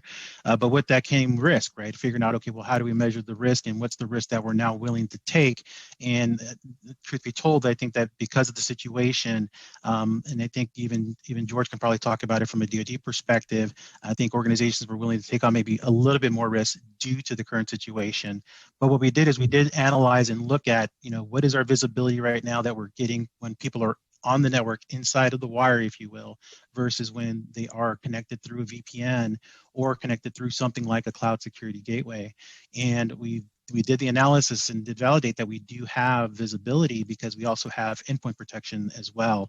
We have the ability to see what's going on with the endpoint. The other thing from a security perspective is vulnerability management. How do you ensure that you're patching and making sure that your configurations are still secure? And then that comes into question of whether or not you're leveraging network scanners versus agent-based scanners. So those things all came into play as we were going down this journey. So, Alex, a tale of two stories. The Dell Federal team was already 100% in telework mode. So we had built our own Dell Federal network and have been operating in remote mode for several years. It was fascinating to watch DoD and their transition, where you had 5% of the department previously teleworking to 95% very shortly after post-COVID. They made it an amazing transformation, and I would tell you they focused on expanding what they knew, which was their VPN capability, and it was very successful. But the areas that we really saw innovation were on the secure side and on the SIPRNet side, where they really changed the paradigm and went after some new technology to enable workers to truly work from home on a secure network. So that was fascinating to watch. Gotcha. George, I got to imagine you have something to add here. A little bit. I mean, we're a lot like Luis. We're a pretty well established telework organization. So we really didn't skip a beat, when we went to massive telework. We are already, not my foresight, but my predecessor's foresight was smart enough to build out a telework capability for the entire organization, even though we never really used it. But it was prophetic now. But just like some of the cybersecurity aspects, where we use a VDI infrastructure with a mix of thick and thin clients, and thin clients, patching not a problem, but the thick clients were relying on the users to actually download and install those has been a perennial problem with the telework, where we just got to keep nudging them to update. So. Right. That's been a bit of I won't say a security issue, but it'd be nice if everybody just was on a thin client VDI, and then we could just patch everybody at the same time. The other thing that also was a great value was the update to the Trusted Internet Connection policy for the federal government 3.0 when it came out, and making risk-based decisions on the ability for you to go direct to a cloud service provider with some caveats, right? And that's what I mean as far as the analysis that we did, was looking at some of those cloud service providers and, can you go direct, and, what is the risk there, and looking at what visibility you still have. So for example, if you're going to a SaaS tool for access that would normally come back into the data center, go out through the trusted internet connection, then up to the cloud versus going direct, what visibility do we have on it that changes from inside the network versus them connecting it directly from the endpoint, versus through the VPN or not through the VPN, and we did validate that we do still have the same level of visibility, so that we can still respond to anything that was to come up. Great. Hey, well, that brings up a question that I have for you about service providers. And this is probably more for Luis and for George, but when it comes to contracting agreements with cloud service providers, how do you address the security needs, and what mistakes do you often see if you don't? It's a good question. It's a very good question. I have a perspective too. So the thing is that, so, and I think the same is for DoD, because they have obviously, clauses within the contracts, and there's requirements there. I mean, for us, for cloud services, the first question we always ask is going to be whether or not they have Fedramp. And the answers we get back vary, right? Because there's varying levels of Fedramp. But in addition to that, we do have clauses within the contracts that do address security, and it's around the data, right? As far as the data, where is it going to be at? How are you protecting the data? And then also ensuring that as we kind of work with those providers, making sure that they are, number one, they have to have the Fedramp, because if they don't have the Fedramp, and then there's more work that we have to do to ensure that they're meeting our security requirements. That's a topic that I think we can spend a lot of time on. George, if you have anything to add on that. No, I appreciate those insights. I guess we had a bit of an impedance mismatch between the folks who acquire our services and our security folks. Unfortunately, for some of our early endeavors, our security folks were brought in at the end, like even after the contract was awarded, and say, "Here now, what do you think?" Rather than getting them involved right from the get-go and writing in the contract. So we're learning over time, not without some pain. Dave? Yeah, so, there has been a constant drumbeat about managed service, and you hear it across all the departments that what we want is a managed service delivery. And unfortunately, the difficulty in writing that into a contract has produced very little true managed service delivery. And I happen to believe that cybersecurity as a service is going to be a growing capability set. So I would just offer to my government colleagues that our inability to articulate managed service, whether it's IaaS or PaaS, you name it, is going to bleed over into a managed service cybersecurity delivery model. So we need to figure out that we need to work with our acquisition professionals and figure out how we properly align that ask to delivery with respect to cybersecurity. Gotcha. Thanks, David. Here's one for you. I think there's a lot of talk about securing applications, and there's questions about, do you secure the applications first, or do you secure the underlying cloud infrastructure first? Curious to know your thoughts on, what does it take to actually secure these applications in the cloud on a continuous basis? And if you have a recommendation or perspective on the sequence in which they are secured. Well, the easy answer is very simple. In this new DevSecOps world, you build a cloud native application. And the fundamental principles of DevSecOps allow you to truly bake security into that application. That is such a whole different world than what George is trying to do to move major ERPs into a public or government cloud environment. So the answer, Alex, is quite simple. And unfortunately, it's not easy when you're dealing with major ERPs. And that is, use modern DevSecOps principles. Build your security into your software, build a lightweight, portable software that can move quickly between the edge and the cloud. And, cybersecurity is simply part of that development process. Again, a little bit of a challenge when you're trying to determine whether to refactor a major ERP. Those principles simply don't apply. So I certainly understand the challenges, but our view is you look at this workload by workload and determine where you can do some refactoring to help address specifically cybersecurity challenges, whether that's adding new authentication features, adding encryption into the mix. That is a process that we start early on through an apps rationalization process to work with a customer to figure out what's the best path forward from an application and cybersecurity standpoint. So thanks for that. Speaking of encryption, Luis, what role does encryption play in the way the DHS approaches security? So encryption, I think, is key for cloud, obviously, because of the fact that you don't own or maintain it, right? That goes back again to the risk where before, when we ran our own data centers and we maintained the data center from the physical environment all the way up the stack, maybe there was less of a need for encryption inside of a data center. But as you're moving your workloads into a cloud environment, it is highly important that you encrypt that data in any form that it's going to be out there, whether it's going to be at rest, in transit, or even in use. And depending on what kind of cloud that you're leveraging, it could be a little bit more difficult to do.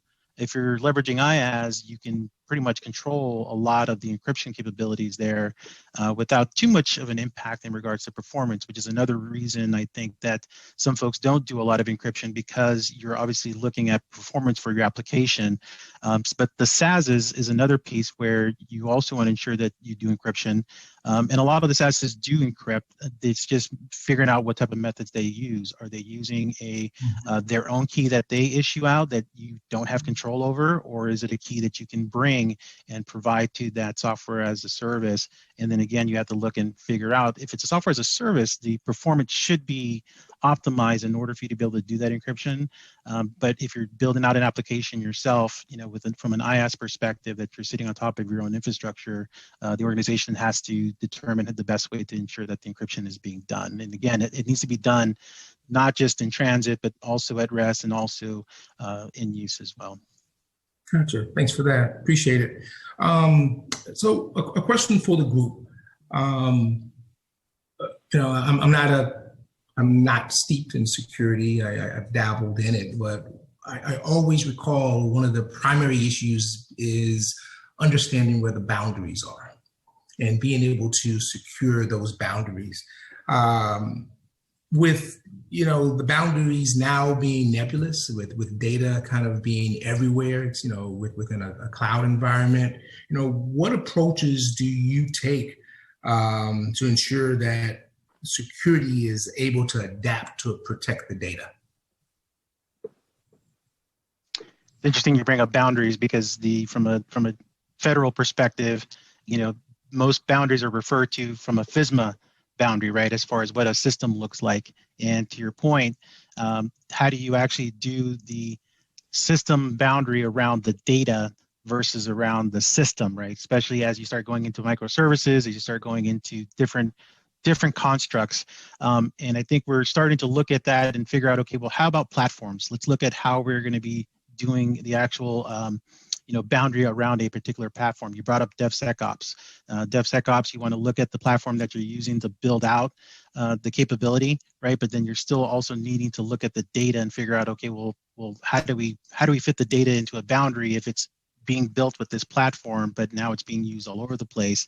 I think it's going to be dependent on where the data fully ends up at. Is it staying in the cloud, or is it moving around? Because if it moves around, that's where the boundary gets a little bit fuzzy from a data perspective, right? And from a FISMA perspective. And I think right now, FISMA is obviously, again, looking at systems, but the way that we are defining systems is evolving and changing, especially with cloud.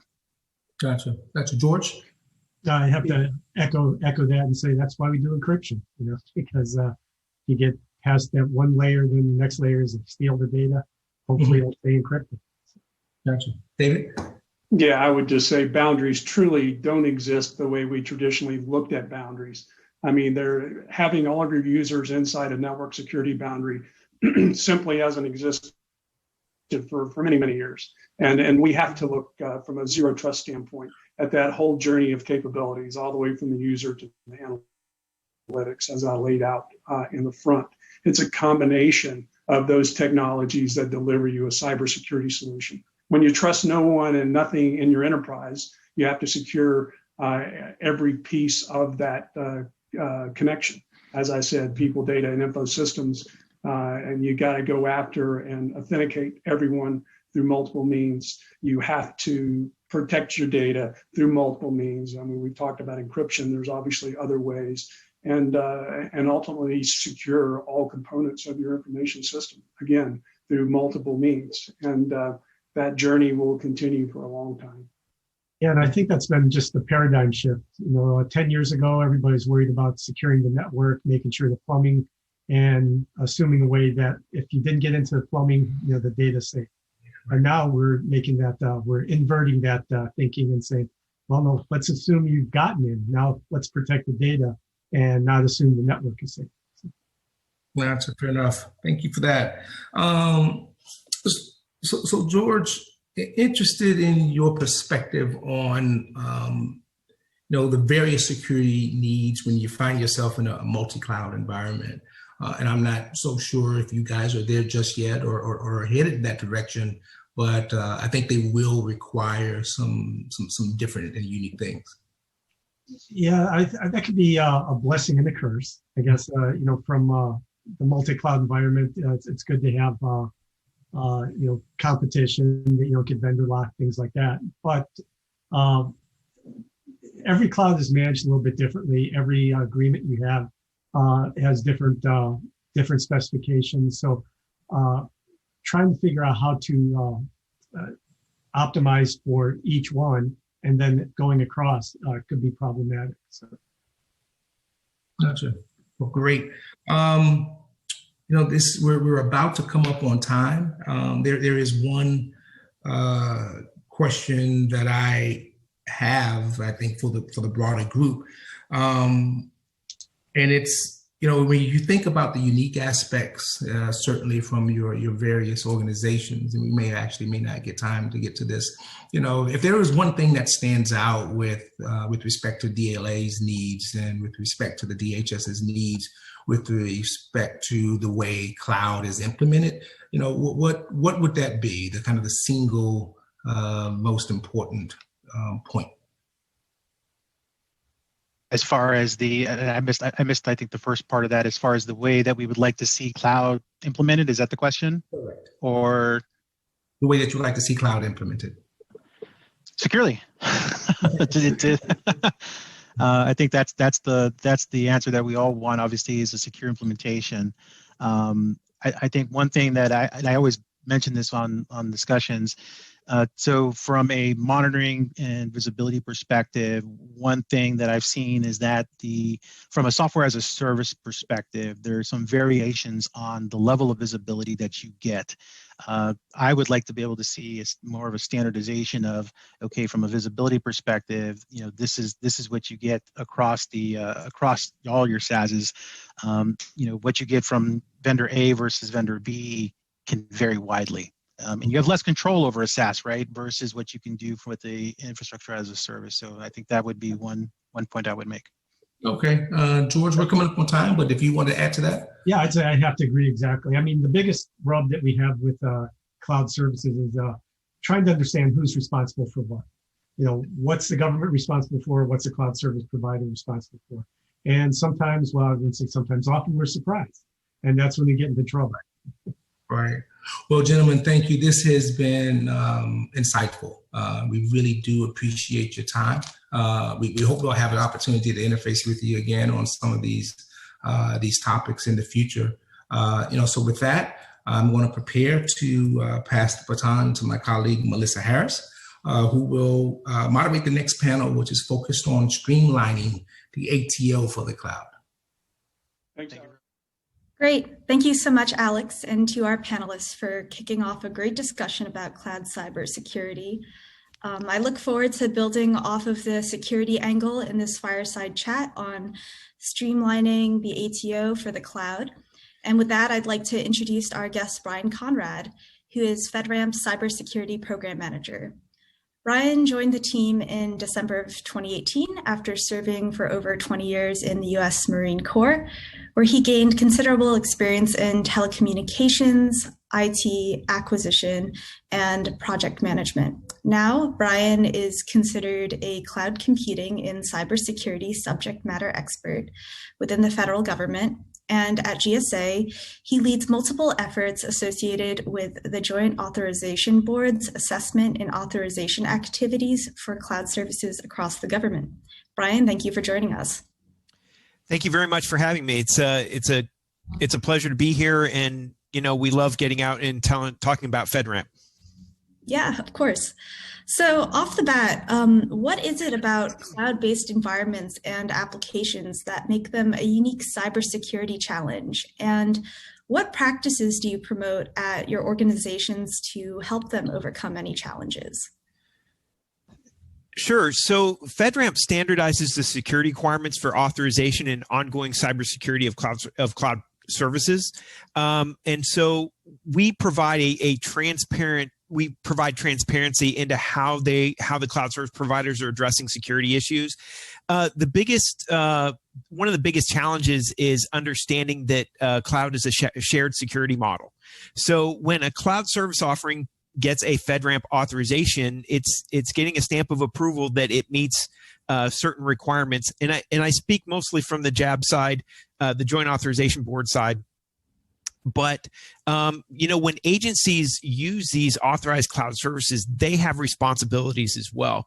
And so the agencies will always need to focus on their customer responsibilities and ensuring that those are implemented in order to maintain the security of the cloud system and the data that's inside.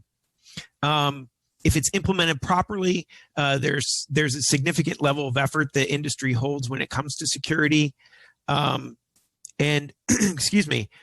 With the security model that cloud affords, it allows industries, and what we see is agencies reusing those Fedramp packages, the work that's been done by a cloud service to get a Fedramp authorization, and understanding the authorizing official may have additional requirements based on their unique agency mission. So again, the shared security model and the authorizing officials looking at different requirements that may affect their particular agency or mission. Right. And the cyber risk landscape is ever changing rather frequently too. So authorizations have to adjust accordingly. Granting an ATO at one point in time may not mean that the IT infrastructure meets those requirements indefinitely.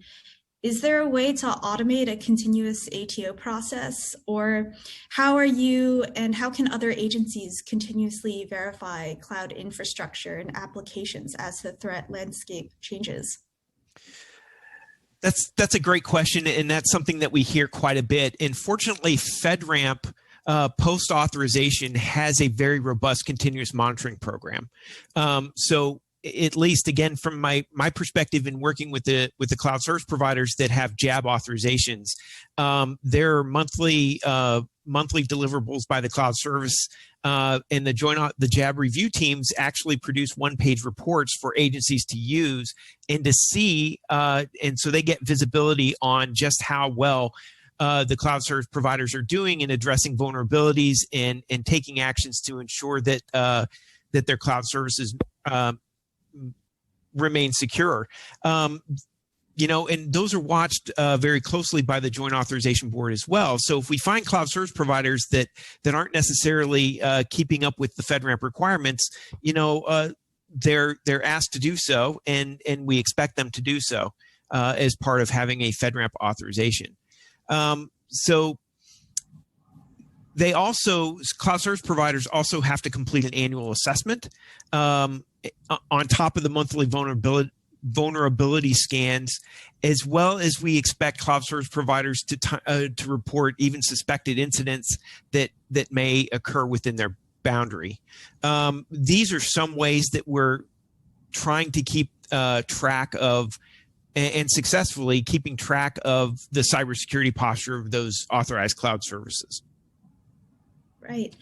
And similarly, cloud services, as you were sort of talking about how they have to check in with their posture, cloud services are constantly updating and evolving their applications and infrastructure. So one-time ATO may not cover potential or down the road security concerns, like a software update with malware attached to it. How can Fedramp help federal agencies mitigate this type of risk and stay on top of their threats? Yeah, so again, this is all baked in kind of into the Fedramp program. Is we have, after a system receives a Fedramp authorization, we understand that it's probable that the security posture of the system could change over time due to changes in hardware, in the implementation of new software technology, or due to the discovery or provocation of exploits. Okay, so if the cloud service providers, being on top of their game, so to speak, see that these changes are coming, they can submit a significant change request and provide it to their authorizing official on the agency side, or to the JAB review teams on the JAB side. And so that agency authorizing official or the JAB can evaluate the changes, the significant change, the impact to how controls are implemented in things of that nature. So the ongoing assessment is done per se through our continuous monitoring, through the annual assessments, and then also the evaluation of these significant changes that cloud service providers make frequently. And there are quite a number that are made through the course of the year. I don't have the numbers off the top of my head, but our JAB review teams processed quite a few in the last year. Gotcha. What specific challenges do you see agencies encountering in understanding and embracing Fedramp at all? Do you have any recommendations for how they can easily apply Fedramp authorized cloud capabilities in their enterprise? Sure. So we're constantly seeing an improvement in the agency's understanding of the program. We focus a lot on outreach to ensure that that agencies understand, the Fedramp processes and policies and exactly what they should expect from the cloud service providers as well. And I think that's a huge thing to emphasize. So it's, we have expectations on the agency side of what they should be doing when they look at a cloud service, but we also want to make sure that the agencies understand what the cloud service providers should be providing to them. This protecting federal information is kind of a team sport, right? It's a collaborative effort between our cloud service providers, the PMO agencies, the Fedramp PMO agencies, and our third-party assessors.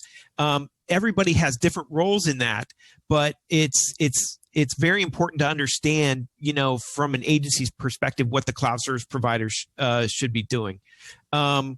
Also, as we look ahead, one of the things that the Fedramp PMO implemented over the summer was a voluntary program called the Agency Liaison Program.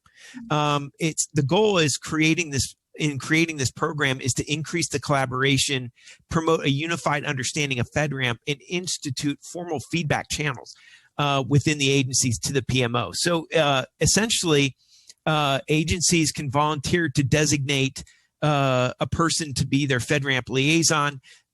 We kind of take the trainer mentality in that when we have training for the agency liaisons, there's an agency liaison listserv. And I'll get back to that in a sec. But it's a method for us to propagate information about Fedramp or things that are happening within the PMO with regards to policy process, that kind of thing, out to the agency liaisons, and they in turn turn that out to the members of their agency. So also, let's take Department of Education. If somebody in there has a question about Fedramp, they can go to their Fedramp agency liaison and answer. That would be sort of like the focal point of contact for that agency on all things Fedramp. And if they can't answer it, instead of getting 1,000 calls from the Department of Education, we get one call from their agency liaison, and it makes it a little easier to get information out too. So we're also, we kind of eliminate the game of telephone.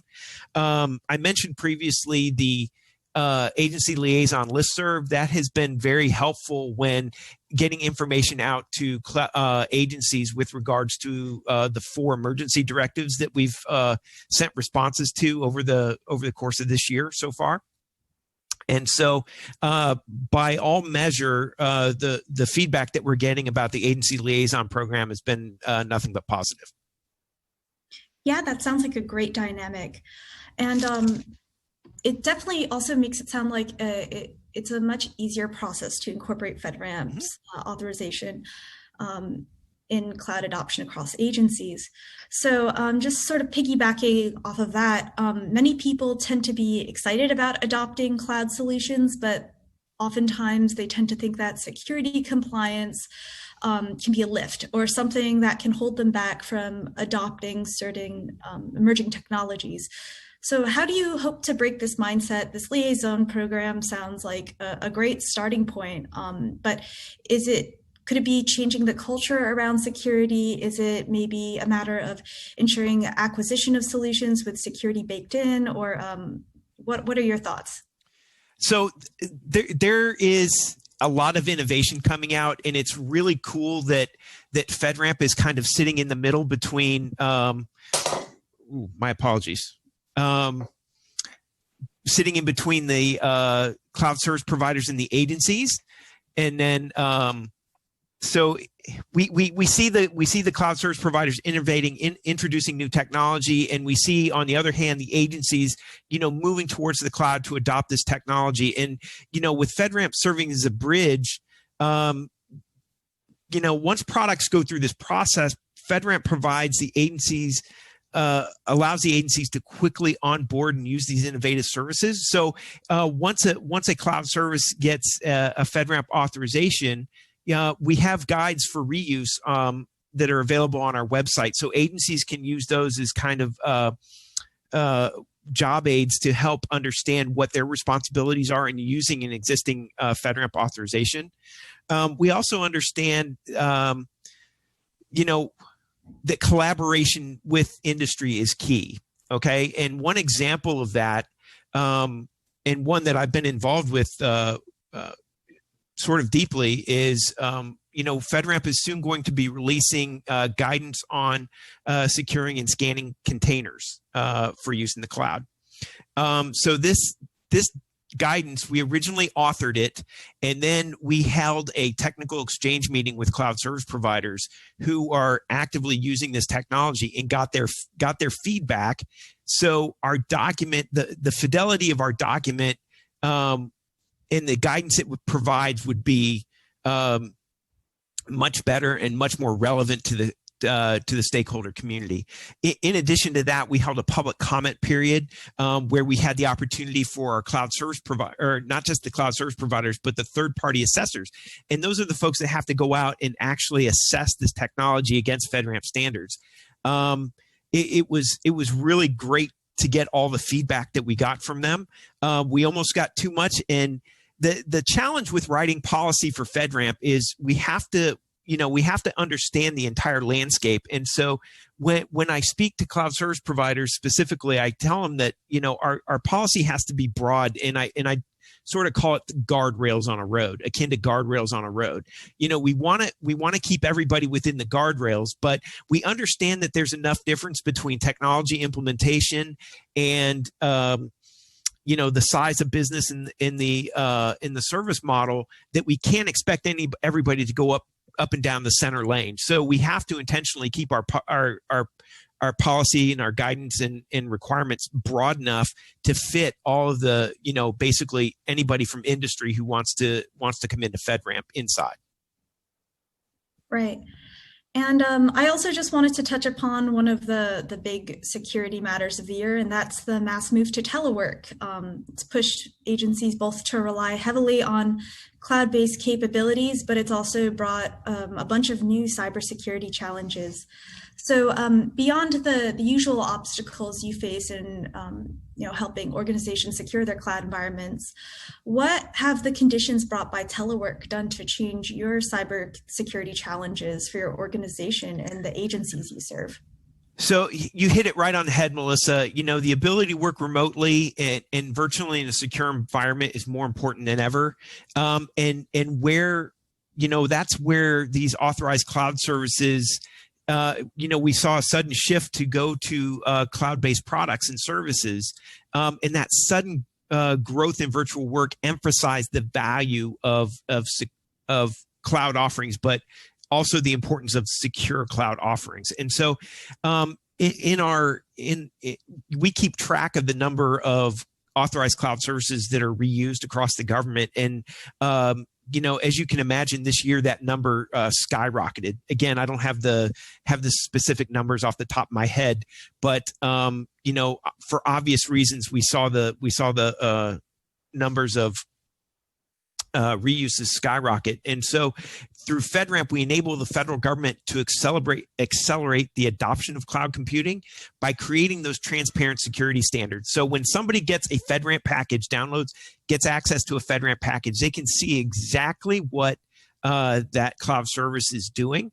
And if that cloud service has been authorized for a while, there's a way, agencies can look at the status and see how that cloud service has been performing, in their continuous monitoring and addressing vulnerabilities and such. Excellent. So I think we can move on to a couple audience questions that are coming in. And the first one is, how do methodologies like Devsecops impact how agencies can achieve Fedramp compliance and support cloud strategies? So that is something that, again, we deal mostly in authorizing commercial cloud service offerings. And as we see technology start to mature, we reach out to cloud services that are more skilled in that area, and also, be able to tap into that brain power to help us formulate policy.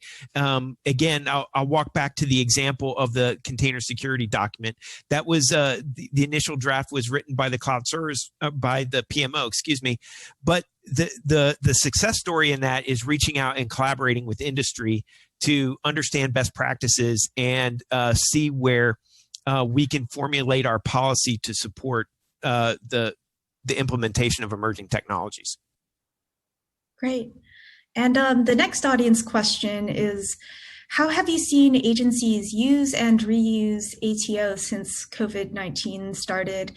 And has Fedramp compliance held up?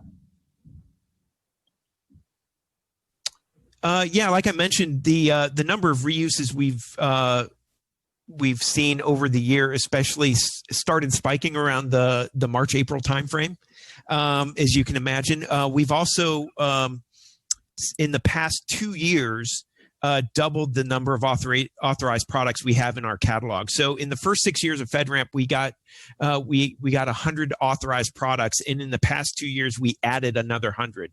And so that gives a very broad selection of all different service models available to agencies who may need to use that. Again, being cognizant of the need for that, we published an agency reuse guide that's available on our website. And of course, if there are any lingering questions or anything like that, folks can always reach out to info@fedramp.gov, and we're really responsive, and we'll make sure we get your question answered.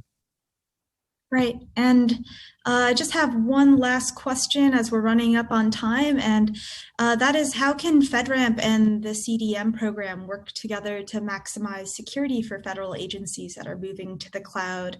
Can you briefly discuss the ways in which these two programs complement each other? I'm not very steeped in CDM. That's something I'm learning more and more about. But we have a professional on our staff who is looking at all things automation.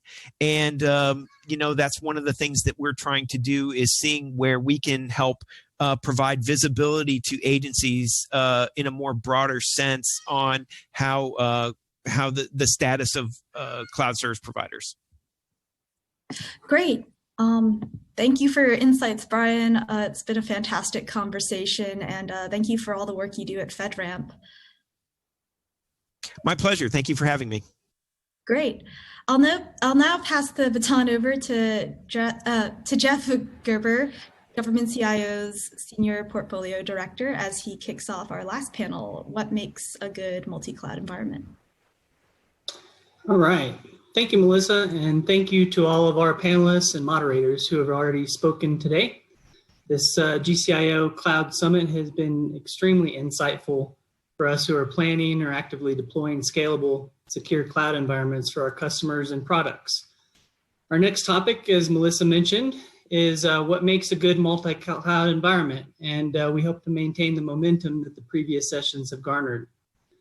Migrating to the cloud requires hybrid multi-cloud software, platforms, and environments. And during the next panel discussion, we're going to explore how agencies are applying different elements to their cloud solutions to improve their organization's mission. To help me with the discussion today, we have some of the top federal government and industry thought leaders in the cloud space. First, I'd like to introduce Mr. Dave Catanoso, the Director of Enterprise Cloud Solutions for the Department of Veterans Affairs. Secondly, we have Mr. Steve Grunch, the Branch Chief for Enterprise Cloud Services at U.S. Citizenship and Immigration Services. And then lastly, representing an industry perspective on this panel, we have Mr. Jose Padin, Zscaler's U.S. Public Sector Director of Sales and Engineering. Thank you, gentlemen, for joining this afternoon. We really appreciate your time today. Thank you, Jeff. Thank you. Happy to be here. I'd like to start off with a business-oriented question before we talk more details about multi-cloud strategies and implementation. We can start with you, Mr. Catanoso, and then move to Mr. Grunch next. So the question is this: how has your cloud and multi-cloud strategy enabled your clients' products in supporting the organization's mission? Good afternoon, everyone. I'm happy to be here. So yeah, the VA has, as you can imagine, a very large IT infrastructure. We're the second largest federal agency, and our cloud strategy started out from day one as a multi-cloud approach using Amazon and Azure. And so we've enabled our client teams or delivery teams to be able to go in and use the services from both of those providers to stand up and deliver services. We've got probably over 1,000 apps across our enterprise that at some point or another may or may not migrate to the cloud. And so we've enabled them to access both Amazon and Azure services. And then in some cases, they've taken that to the next level and they're starting to containerize and refactor their applications, use microservices. And then we're looking at building a more comprehensive strategy on top of that. Excellent. Same question for you, Mr. Grunch. How have you accelerated your organization's missions with cloud services? Sure. So at USCIS, we've been in the cloud. We started with Amazon Web Services in 2014 and have progressed through the last 6 years to include a number of different services and applications within the AWS environment. And recently, within the last year or so, we started to move workloads into Azure as well. Most notably, the Office 365 suite is now running in Azure. We've made significant progress in getting the network connections between AWS and Azure and our own, our private network connected through ExpressRoute and Connect Direct. And we've also started to do some research and development work with some of the Google Cloud Compute services. To answer the question, though, there are three main areas which cloud has helped transform the business. The first one I would say is delivery. Using the cloud services, either AWS or Azure, we've been able to deliver new products. We've been able to deliver them at a faster pace and provide our customers which we would consider the beneficiaries of some of the immigration services. We've been able to provide them better products in a more timely way. The second piece of it is our deployment schedules. So using our DevOps frameworks and our tool chain and our business processes, we've been able to increase the way that we deploy software. We have many groups within USCIS that are doing daily production deployments using these methods. And the last piece I would say is transformation. About 2 years ago, in 2017, 2018, our new CTO began looking at a new way to design our applications and have commonality across different service components within the organization. And as part of our process of going to microservices, he developed or implemented domain-driven architecture or domain-driven design between the different services that we have within USCIS. All of those systems are running in the cloud. Most of them are using modern platforms like Kubernetes or Confluent, Kafka, etc., to do a lot of this work. And so the cloud has been instrumental in being able to deliver those services to the agency. That's wonderful. So Dave and Steve definitely broke it down pretty well, Jose. Anything from an industry perspective that you're seeing that's really accelerated the organization's mission? Yeah, and what's really interesting is to see the adoption of the cloud services across the government. So even if you rewind to 5 years ago, having conversations, people were still considering cloud services are just starting to move out. And really now what you've seen in, our leader from the Fedramp PMO was on earlier, the explosion of cloud services across the government. And what that really has pointed out to is just an area around security. So what we're seeing and at Zscaler, what we're doing is to be able to help extend that security down to the cloud. So now that, there's an aspect of application layer data that are on-prem, well, what happens when all of that moves out and is in the cloud? How do you get visibility into what your users are doing? How do you see where people are accessing?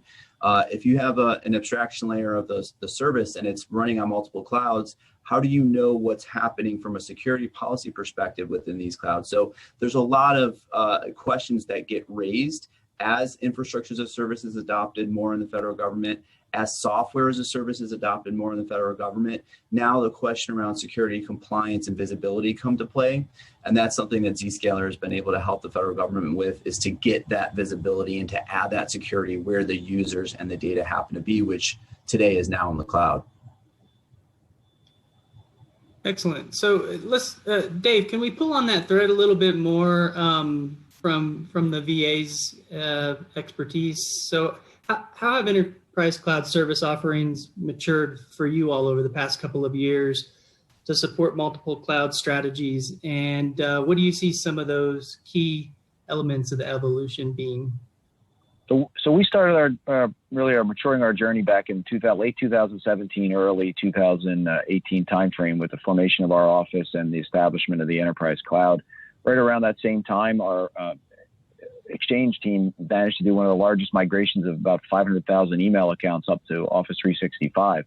So we really dove in really head first on the software as a service side first, and then we took a multi-cloud approach to standing up what we called launch pads or landing zones in Amazon and Azure, to put that, as Steve mentioned, that basic plumbing in place, the network connectivity back and forth between the cloud networks and our on-prem networks, the basic security platform, ATO capability, leveraging security controls, some basic common tooling to give our delivery teams a place to land. And then we started migrating a series of applications up into those two clouds over time. And because of the nature of the applications, everyone took a slightly different approach. Some were more of a lift and shift. Other ones were a little more advanced and maybe started looking at containers and other things. But we gave them that flexibility to get some acceleration in the adoption of the cloud. And now we're maturing that to a more enterprise type approach. We're putting more enterprise tools in place to manage across those environments. We're putting some more standardization and governance tools in place. And we're also looking at adding a platform layer on top of that, which enable common containerization, orchestration, and ability to use a true multi-cloud, almost blur the line between our two cloud environments and our on-prem environment as well, so that we can really, for the applications that are suitable for that, really take them to the next level. That's great. Yeah, and I think we have some time reserved here in a few minutes to talk about what are some of those common tools and processes. But I'd like to hit on the same question with Steve before we proceed. So at USCIS, how have your enterprise cloud service offerings matured over the past couple of years? And how has that evolution looked for you? Sure. So I think a big part of it is the maturity of the services that are offered by the CSPs. There's, over the last couple of years, there have been more services that are what I would call managed services. For example, most clouds today, whether you're running in Google, Azure, or AWS, have a managed Kubernetes platform. And if you've ever managed a Kubernetes platform, you know there are difficulties in that. You spend a lot of time on day two operations, trying to keep it up and monitoring it, etc. Trying to manage the control plane of the Kubernetes cluster. And so the maturity of those offerings has helped out pretty substantially in the way that we've used multi-cloud. The other thing that multi-cloud has done is offered us different platforms, if you will, for research and development. We engaged in a number of projects last year for artificial intelligence and machine learning, and we made some pretty significant insights using both Google and Amazon. the service offering within Amazon has actually been pretty beneficial for a number of our projects as well. Great. Jose, anything to? The other, I just want to touch on also the interconnectivity between the clouds. That has matured quite well as well. We are able to use we're able to use cloud connectivity through our partners to use ExpressRoute and Connect Direct, and then tie that back into our network, our private network. And so we've made some improvements in how we go about doing that within the agency as well. Great. Jose, any thoughts on the evolution from industry?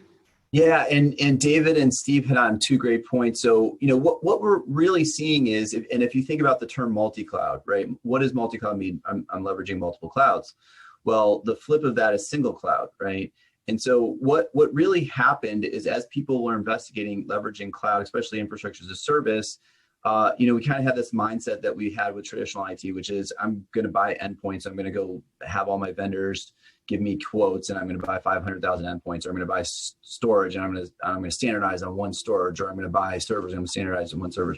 So that mindset was what originally was brought into cloud as government was looking. But the realization of that is, why would you ever do that?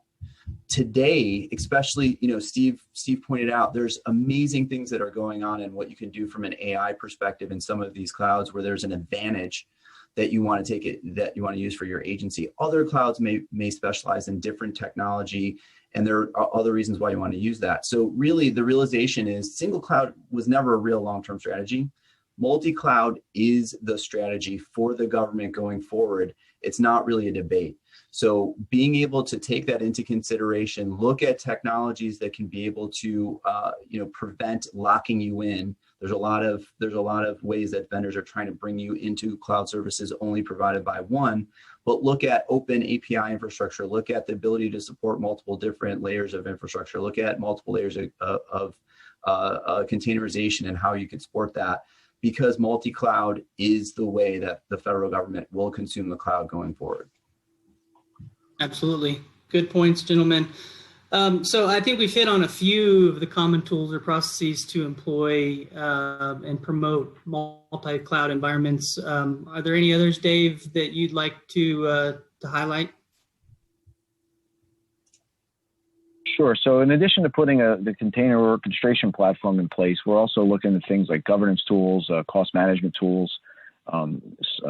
AI ops is a big trend in our organization to try to bring in automation of event and incident management, and alerting and monitoring is important. So those are all key areas that work. And of course, the security tools are key. I mean, we have maintained a Fedramp high environment in all of our clouds. And so it's critical to us to secure veteran data. So security tools and security monitoring, in addition to, third-party tools that we're using heavily to manage across the clouds. Within each cloud, we're using the cloud native tools that Steve mentioned. Both Amazon and Azure have a whole suite of native tools and services that they make available. Where it makes sense, we're leveraging those too. So each cloud is operating, as it's designed to operate, by the CSP.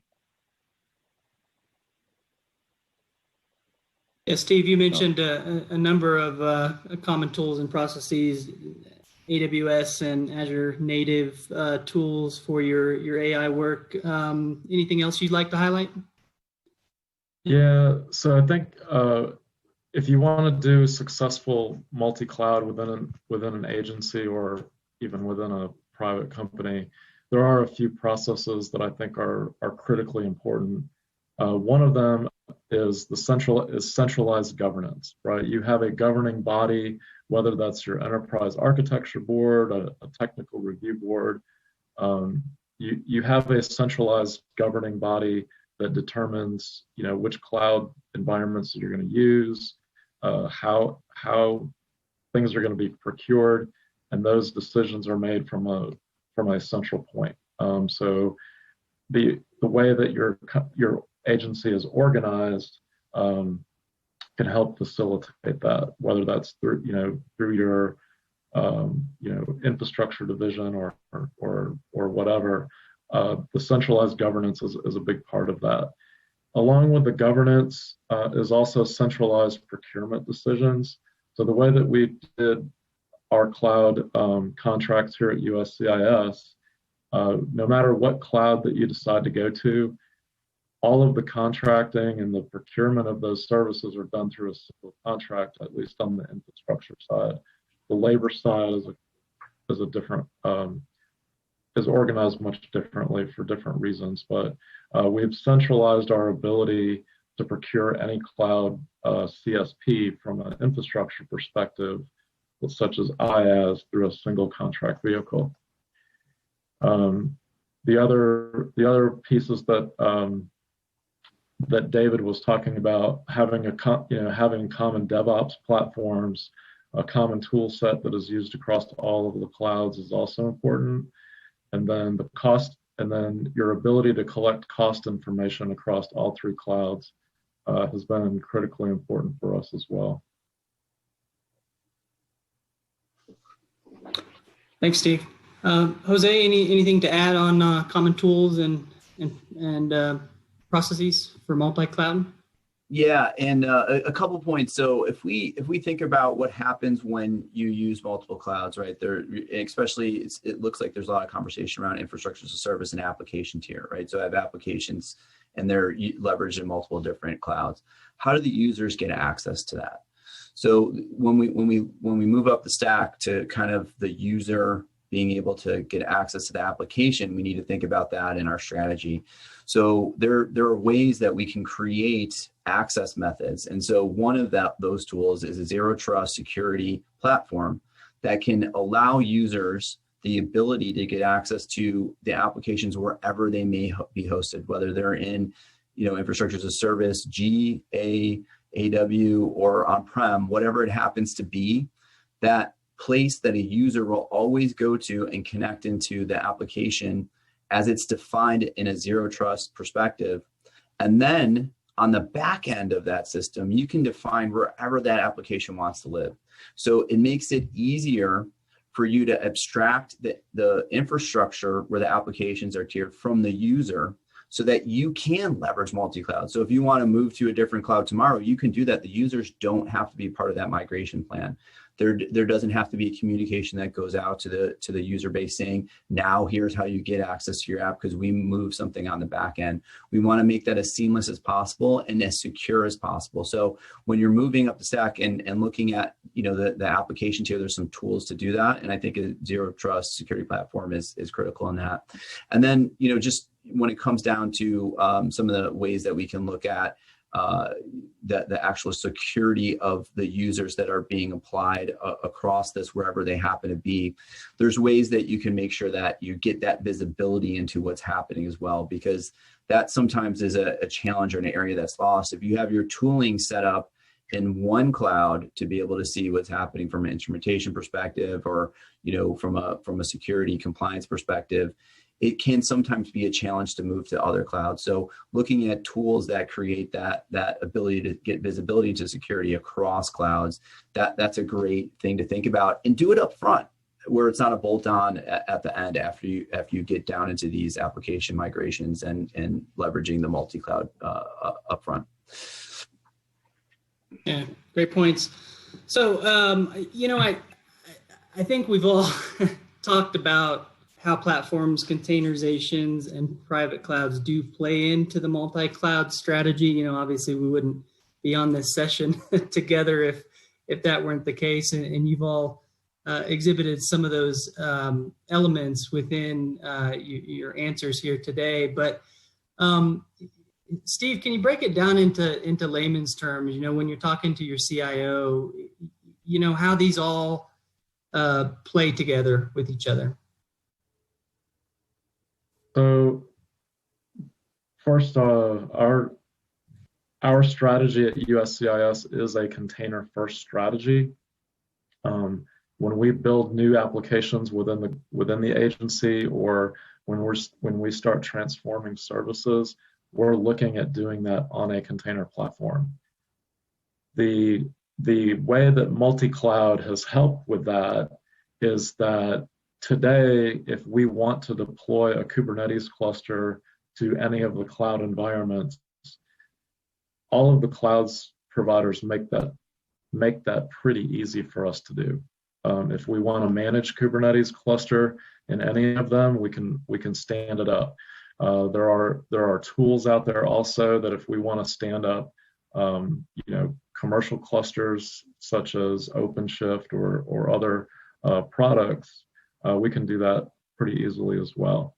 And it gives us some pretty good capabilities, taking advantage of cost, of data locality, and then and also any specialized services that exist within those cloud environments.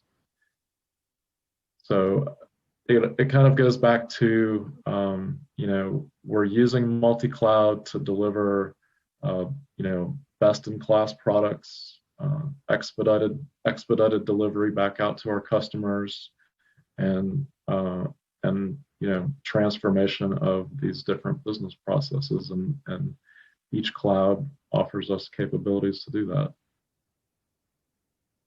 Dave, any input on this question?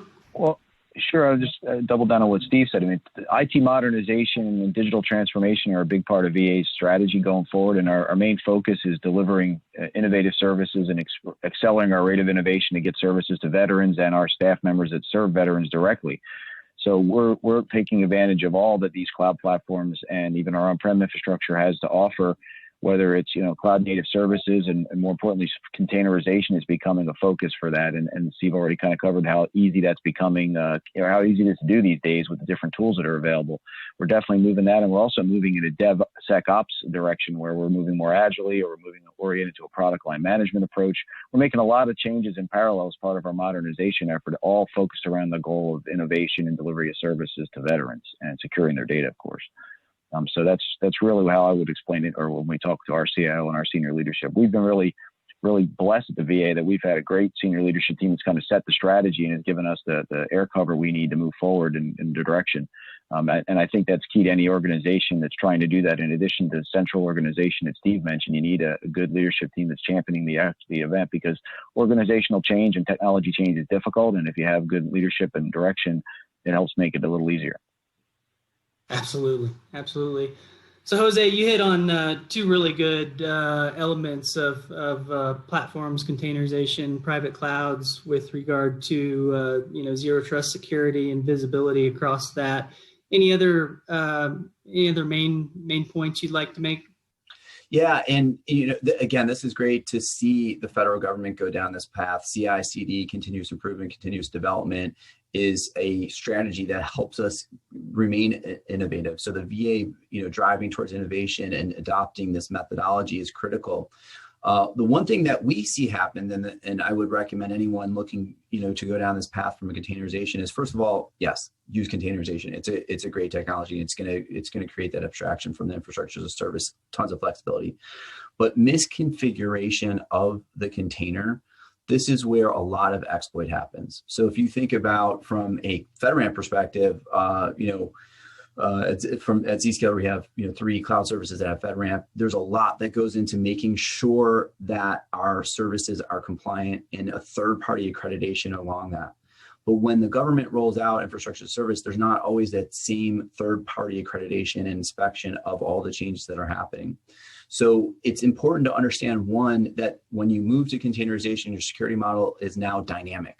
You will be making changes, and they will not be the same changes in a traditional world where you could go through 3-6 months of change management in order to do that. They're going to happen continuously. So how do you grasp that? You need to think about that up front. And there are tools and there are ways out there that can allow you to scan those environments to make sure that they're compliant with your needs, to make sure they're compliant from accreditation perspective, and that can give you that third-party validation that a misconfiguration in a CI/CD environment won't create an exploit for your agency. That's something that we want to try to avoid ahead of time. So it's really important to think about that as well as you're moving down that path. Not a reason not to, because the technology is well developed, right? the commercial and enterprise world are standardized around a lot of these tools. So bringing this into the federal government, allowing the federal government to reap the rewards of this innovation is critical. But think about it from a cloud security compliance perspective as well, and leverage that layer and those tools to be able to help the agencies move forward. Yeah, all good points. So folks, we're coming to the last couple of minutes of our time on this session. I just wanted to ask one final question for our government panelists here. So, you know, I know at Department of Veterans Affairs, we've been instilling the Devsecops culture. And one of those tenets is really fail early, fail often, iterate, continue. So we've talked a lot about some of our successes here with our multi-cloud strategy, but we can start with you, Dave. Have there been any challenges your organization has faced when planning for and deploying this multi-cloud strategy, and how have you addressed them?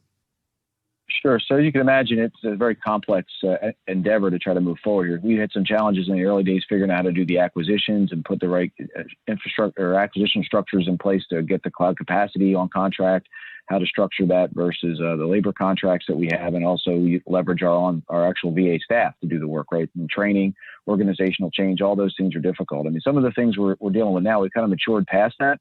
I'd say some of the things we're looking at now as a challenge are how to really determine which applications are best suited for that modernization, containerization, really refactoring, and other ones that maybe are maybe just replatforming or maybe stay on-prem, right? Going through that rationalization of applications is the next level of maturity we're moving toward.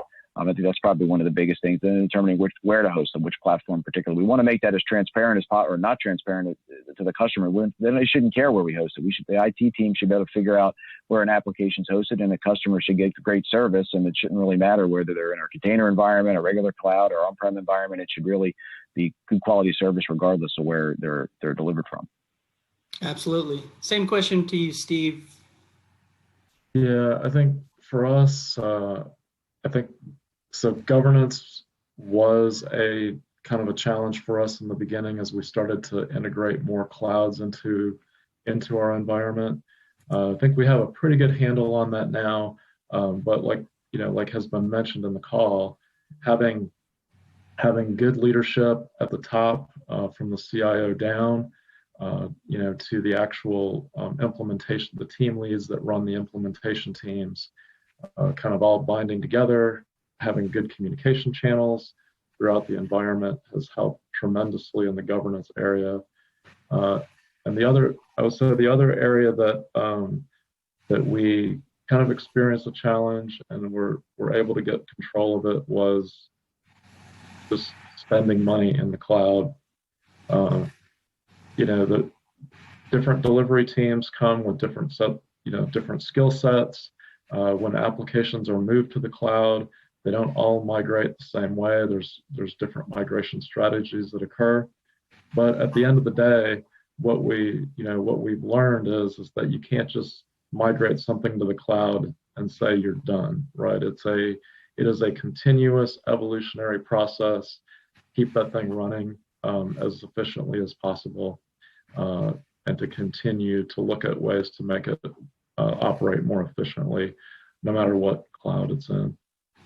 And I said the last piece, and this is still kind of a challenge for us, but whenever you go to select a cloud to run a workload, you really have to look at the data that's generated from that application and where that data is going to go once it's generated. If you have data let's say is bound to an application in Azure, and you have another application in AWS or back in your data center that needs to consume that data, you have data egress issues going on between the different cloud environments, and just being able to manage that, being able to determine where the best location for the data is and where the best location for the applications that are consume that data is really something that needs to be thought about ahead of time. Great. Well, gentlemen, this has been a very enriching discussion. I thank you all three for such a great discussion, sharing your insights and successes and lessons learned for your multi-cloud strategies and deployment. Thank you so much again for your time today. At this point, I'm going to hand it back over to my government CIO colleague, Mike Hoffman, to help us wrap up the Cloud Summit. All right. Thank you so much, Jeff. Great panel. And I want to thank all the speakers across all the panels for this morning. Excellent job. Really quite a bit of insightful points, a lot of the solutions that are coming across for these challenges. So really fantastic. And thank you very much.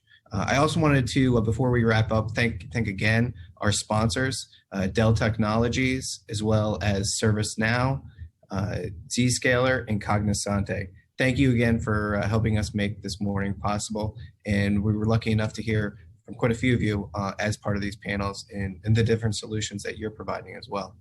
I want to remind everybody who is watching this afternoon that our next event is going to be December 3rd. It's going to be focused on disruptive DevSecops. And our keynote for that one is going to be one of the key thought leaders in the space, Nicholas Shylon, who's the Chief Software Officer for the Air Force. So we're really excited to have that, so don't miss it. Get a chance on our website to register now for it, and you'll get all the information for it. One last reminder, I wanted to also promote our podcast. We have some great guests on there to include some of the folks who were on the panel who took part in today.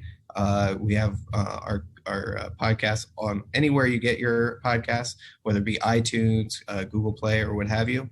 And the different shows that we have are GovCast, Agile Advocate, Cybercast, and Healthcast. So plenty of different topics for you to cover there. So thanks again for everybody for joining us. And until next time, thank you.